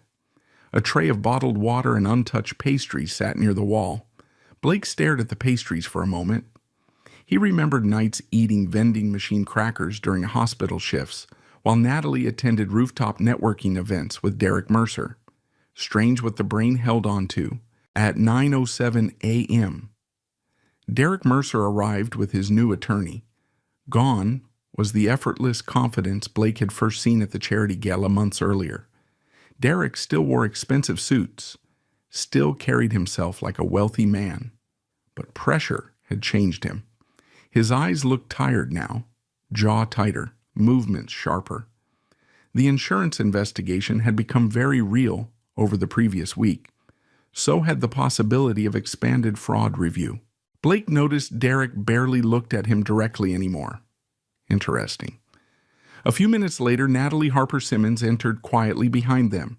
That was the first time Blake truly saw the damage. Not physical damage, professional damage. The polished certainty Natalie used to carry around like perfume was gone. No law firm badge clipped to her bag anymore. No sharp confidence in the way she walked. Blake already knew Barrett, and Klein LLP had quietly terminated her associate position 3 days earlier. Officially, it was called internal restructuring. Everyone involved understood the truth. Natalie sat across from Blake at the mediation table without speaking. The silence between them felt older now, like something already buried. The mediator, Richard Holloway, introduced procedural ground rules in a calm, practiced voice. Confidential discussion. Good faith negotiation. Mutual opportunity for resolution. Blake barely listened. He watched rain sliding down the windows instead. For years, he had imagined legal offices like this as places powerful people controlled outcomes. Now he understood something else. Most people sitting inside rooms like this were just scared. Derek's attorney opened first. Professional tone, measured language. Mr. Mercer wishes to resolve this matter efficiently and privately. Rebecca almost smiled beside Blake, because everyone in the room knew what privately really meant now. Containment, damage control. Derek's attorney continued. All remaining claims would be withdrawn fully. Mutual releases signed. No further litigation pursued. Rebecca folded her hands together. And the financial misconduct concerns we dispute characterization. Rebecca nodded calmly. Of course you do. The mediator stepped in carefully. Perhaps we focus on practical resolution today. Rebecca looked toward Blake once before continuing. Fine. Then practical resolution requires acknowledgement that Mr. Simmons incurred substantial financial harm while financing defendant Harper Simmons's legal education and marital expenses. Natalie lowered her eyes immediately after hearing her own name framed that way. Defendant Harper Simmons. Not Natalie, not wife, not partner. Just legal language now. Rebecca opened one folder. The defense seeks reimbursement structure for documented misuse of marital funds, attorney fees, and equitable asset distribution. Derek leaned forward suddenly. This is insane. His voice carried the first real anger Blake had heard from him. You're trying to ruin people over a relationship. Blake finally looked directly at him. No, Blake said quietly. You tried ruining me over a relationship. The room went silent, because it was true. Derek leaned back again, jaw tight. Rebecca slid settlement documents across the table. Numbers, property allocations, debt responsibility, attorney fees. Natalie stared at the pages without moving. For years, Blake had handled every difficult thing in their lives quietly. Bills, broken cars, tuition deadlines, second jobs. Now Natalie faced consequences alone for the first time in a very long while. The mediator spoke gently. Ms. Harper Simmons, do you have concerns regarding the proposal? Natalie answered without lifting her eyes. No. Derek turned toward her sharply. No, Natalie finally looked up. What exactly do you want me to argue? She asked tiredly. Derek stared at her. Natalie continued quietly. The evidence exists. That sentence changed the room. Not emotionally, strategically. Because Natalie had finally stopped fighting reality itself. Rebecca spoke next. Mr. Simmons is prepared to retain the Aurora property and assume remaining associated maintenance cost. In exchange, Ms. Harper Simmons acknowledges unauthorized marital expenditures connected to plaintiff Mercer. Derek's attorney objected immediately.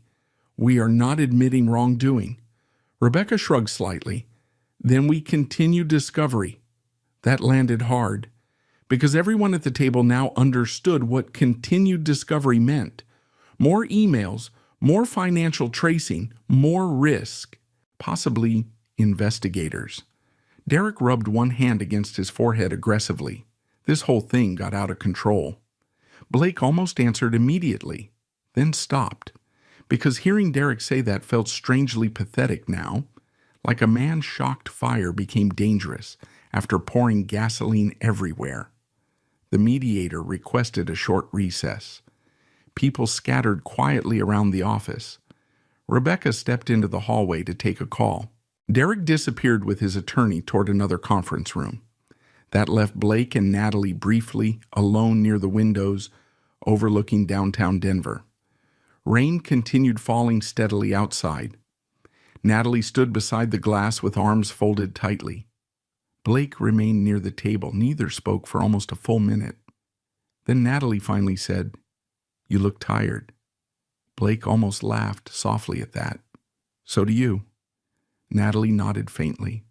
The truth sat openly between them now. No more pretending. No more carefully constructed narratives. Just consequences. Natalie looked out toward the city.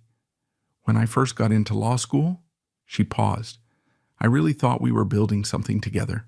Blake answered honestly, "I think we were." Natalie turned toward him slowly. "Then what happened?" Blake considered the question carefully, not because he lacked answers, because he had too many. Finally, he spoke. "You started meeting people who made you ashamed of where you came from." Natalie flinched slightly. "Not denial, recognition." Blake continued quietly. "And eventually, you started looking at me the same way they did." Natalie's eyes watered immediately. "You make it sound so ugly." Blake looked toward the rain-covered windows. It became ugly. That silence afterward felt permanent somehow. Natalie wiped beneath one eye quickly. "I never meant for you to get hurt this badly." Blake studied her for several seconds, then answered with complete honesty, "The cheating hurt." Natalie looked down. "But the lawsuit?" Blake exhaled slowly. "That told me you stopped seeing me as a person." Natalie closed her eyes briefly after hearing that, because deep down she knew it was true. Somewhere along the way, Blake Simmons had become an obstacle to manage instead of a husband to leave honestly. The mediator returned moments later. Then Derek. Then attorneys. Back to paperwork. Back to numbers. By late afternoon, the settlement finally finalized. Derek Mercer formally withdrew all remaining claims against Blake Simmons. He agreed to pay a substantial portion of Blake's attorney fees. Natalie accepted equitable debt allocation tied to misused marital funds. Blake retained the Aurora duplex and several remaining joint assets. No dramatic courtroom victory, no screaming, no revenge speech, just signatures, one by one. At the very end, everyone stood slowly from the table. Chairs slid softly across polished floors. Documents disappeared into briefcases. Lives separated into legal categories. Natalie lingered near the doorway while the others left. Blake gathered his folders carefully, the same way he always handled important things. Before walking out, Natalie spoke one final time. "Blake." He looked up. Her eyes looked red now, exhausted, human again. "Did you ever stop loving me?" The question hung quietly between them, while rain struck the windows behind her. Blake thought about the cafe in Colorado Springs, the frozen duplex winters, the years of overtime, the law textbooks, the lies, the courtroom, the evidence. Then he looked at the woman standing in front of him now, and realized the answer was far more complicated than either of them deserved. KKT Thukes, PHN 14, PHN 15. Blake Simmons looked at Natalie Harper Simmons for a long moment before answering her question. Rain slid down the mediation office windows behind her, while downtown Denver disappeared beneath gray evening clouds. "Did you ever stop loving me?" The room felt very still after she asked it. Blake stood beside the conference table holding the same worn document folder he had carried into courtrooms and legal offices for months now. For years, those hands carried tools. Now they carried evidence. Funny how life changed. Finally, Blake answered quietly, "I think I stopped recognizing you first." Natalie's eyes filled immediately. Not dramatic crying, just exhaustion finally breaking through. Blake didn't stay to watch it. He picked up the folder, nodded once toward Rebecca Sloan, and walked out of the mediation office into the cold Denver evening. Outside rain mixed with melting snow along the sidewalks. Traffic lights reflected across wet pavement while people hurried beneath umbrellas toward restaurants, parking garages, and apartment buildings. Normal lives. Blake stood under the building awning for several seconds, breathing cold air into tired lungs. Then he climbed into the old Ford Ranger. The engine struggled twice before turning over. That sound made him smile faintly for the first time in weeks. The truck still had problems, but at least it was honest about them. 3 months later, Denver entered early spring. Snow finally disappeared from most streets except shaded corners and parking lots where winter always lingered longer. Life became quieter for Blake Simmons.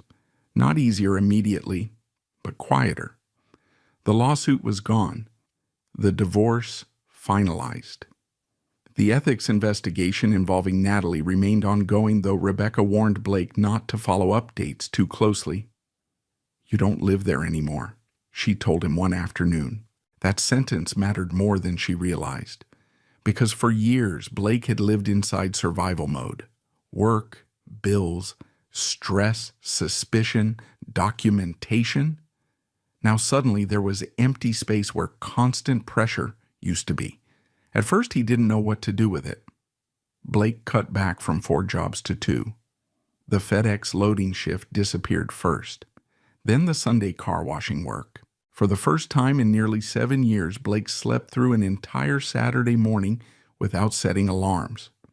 When he woke up around 9:30 a.m., sunlight filled the duplex kitchen quietly. No legal paperwork on the table, no unopened court envelopes, no anxiety sitting in his chest before his eyes even opened. Just silence. Real silence. Blake stood barefoot in the kitchen making coffee slowly while old rock music played softly from a radio near the sink. That morning he realized something strange. He couldn't remember the last time he existed inside his own life instead of simply enduring it. A month later, Blake used part of the settlement funds and years of HVAC experience to do something he had postponed for most of adulthood. He opened his own repair business, Simmons Heating and Air Repair. The logo looked simple on the side of the used white service van he bought from a retiring contractor in Aurora. No fancy branding, no investors, just honest work. Blake spent evenings repairing the van himself in the driveway while neighbors occasionally stopped to talk. People treated him differently now, not because of the lawsuit. Most never knew details. They simply noticed something calmer in him, lighter. Even the hospital staff at St. Vincent commented on it. One nurse told him, "You smile more now." Blake hadn't realized that was true. The old Ford Ranger remained parked beside the duplex most nights. He couldn't bring himself to sell it. Too many years lived inside that truck. Too many frozen mornings. Too many quiet drives home after overnight shifts while Denver woke around him. So instead, Blake repaired it gradually. New transmission, fresh paint, rebuilt heater system. Small things, patient things, the same way he rebuilt himself. One cool April evening, Rebecca Sloan visited the duplex after work, carrying takeout containers from a barbecue place near Capitol Hill. Blake opened the door, wearing jeans stained with motor oil. Thought lawyers only ate expensive salads, he said. Rebecca snorted once. Thought HVAC guys only drank gas station coffee. They sat on the back porch eating brisket while evening sunlight faded across Aurora rooftops. For the first time since meeting her, Blake saw Rebecca genuinely relaxed. No legal pads, no case files, just quiet conversation. Eventually, Rebecca set down her drink. "You want the update?" Blake already knew what she meant. Derek Rebecca nodded. "Insurance investigators expanded review." She paused.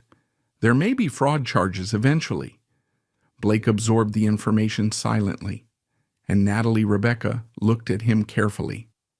"She's negotiating disciplinary measures with the ethics board." Blake stared out toward the fading sky. Part of him expected satisfaction hearing that. Victory, maybe.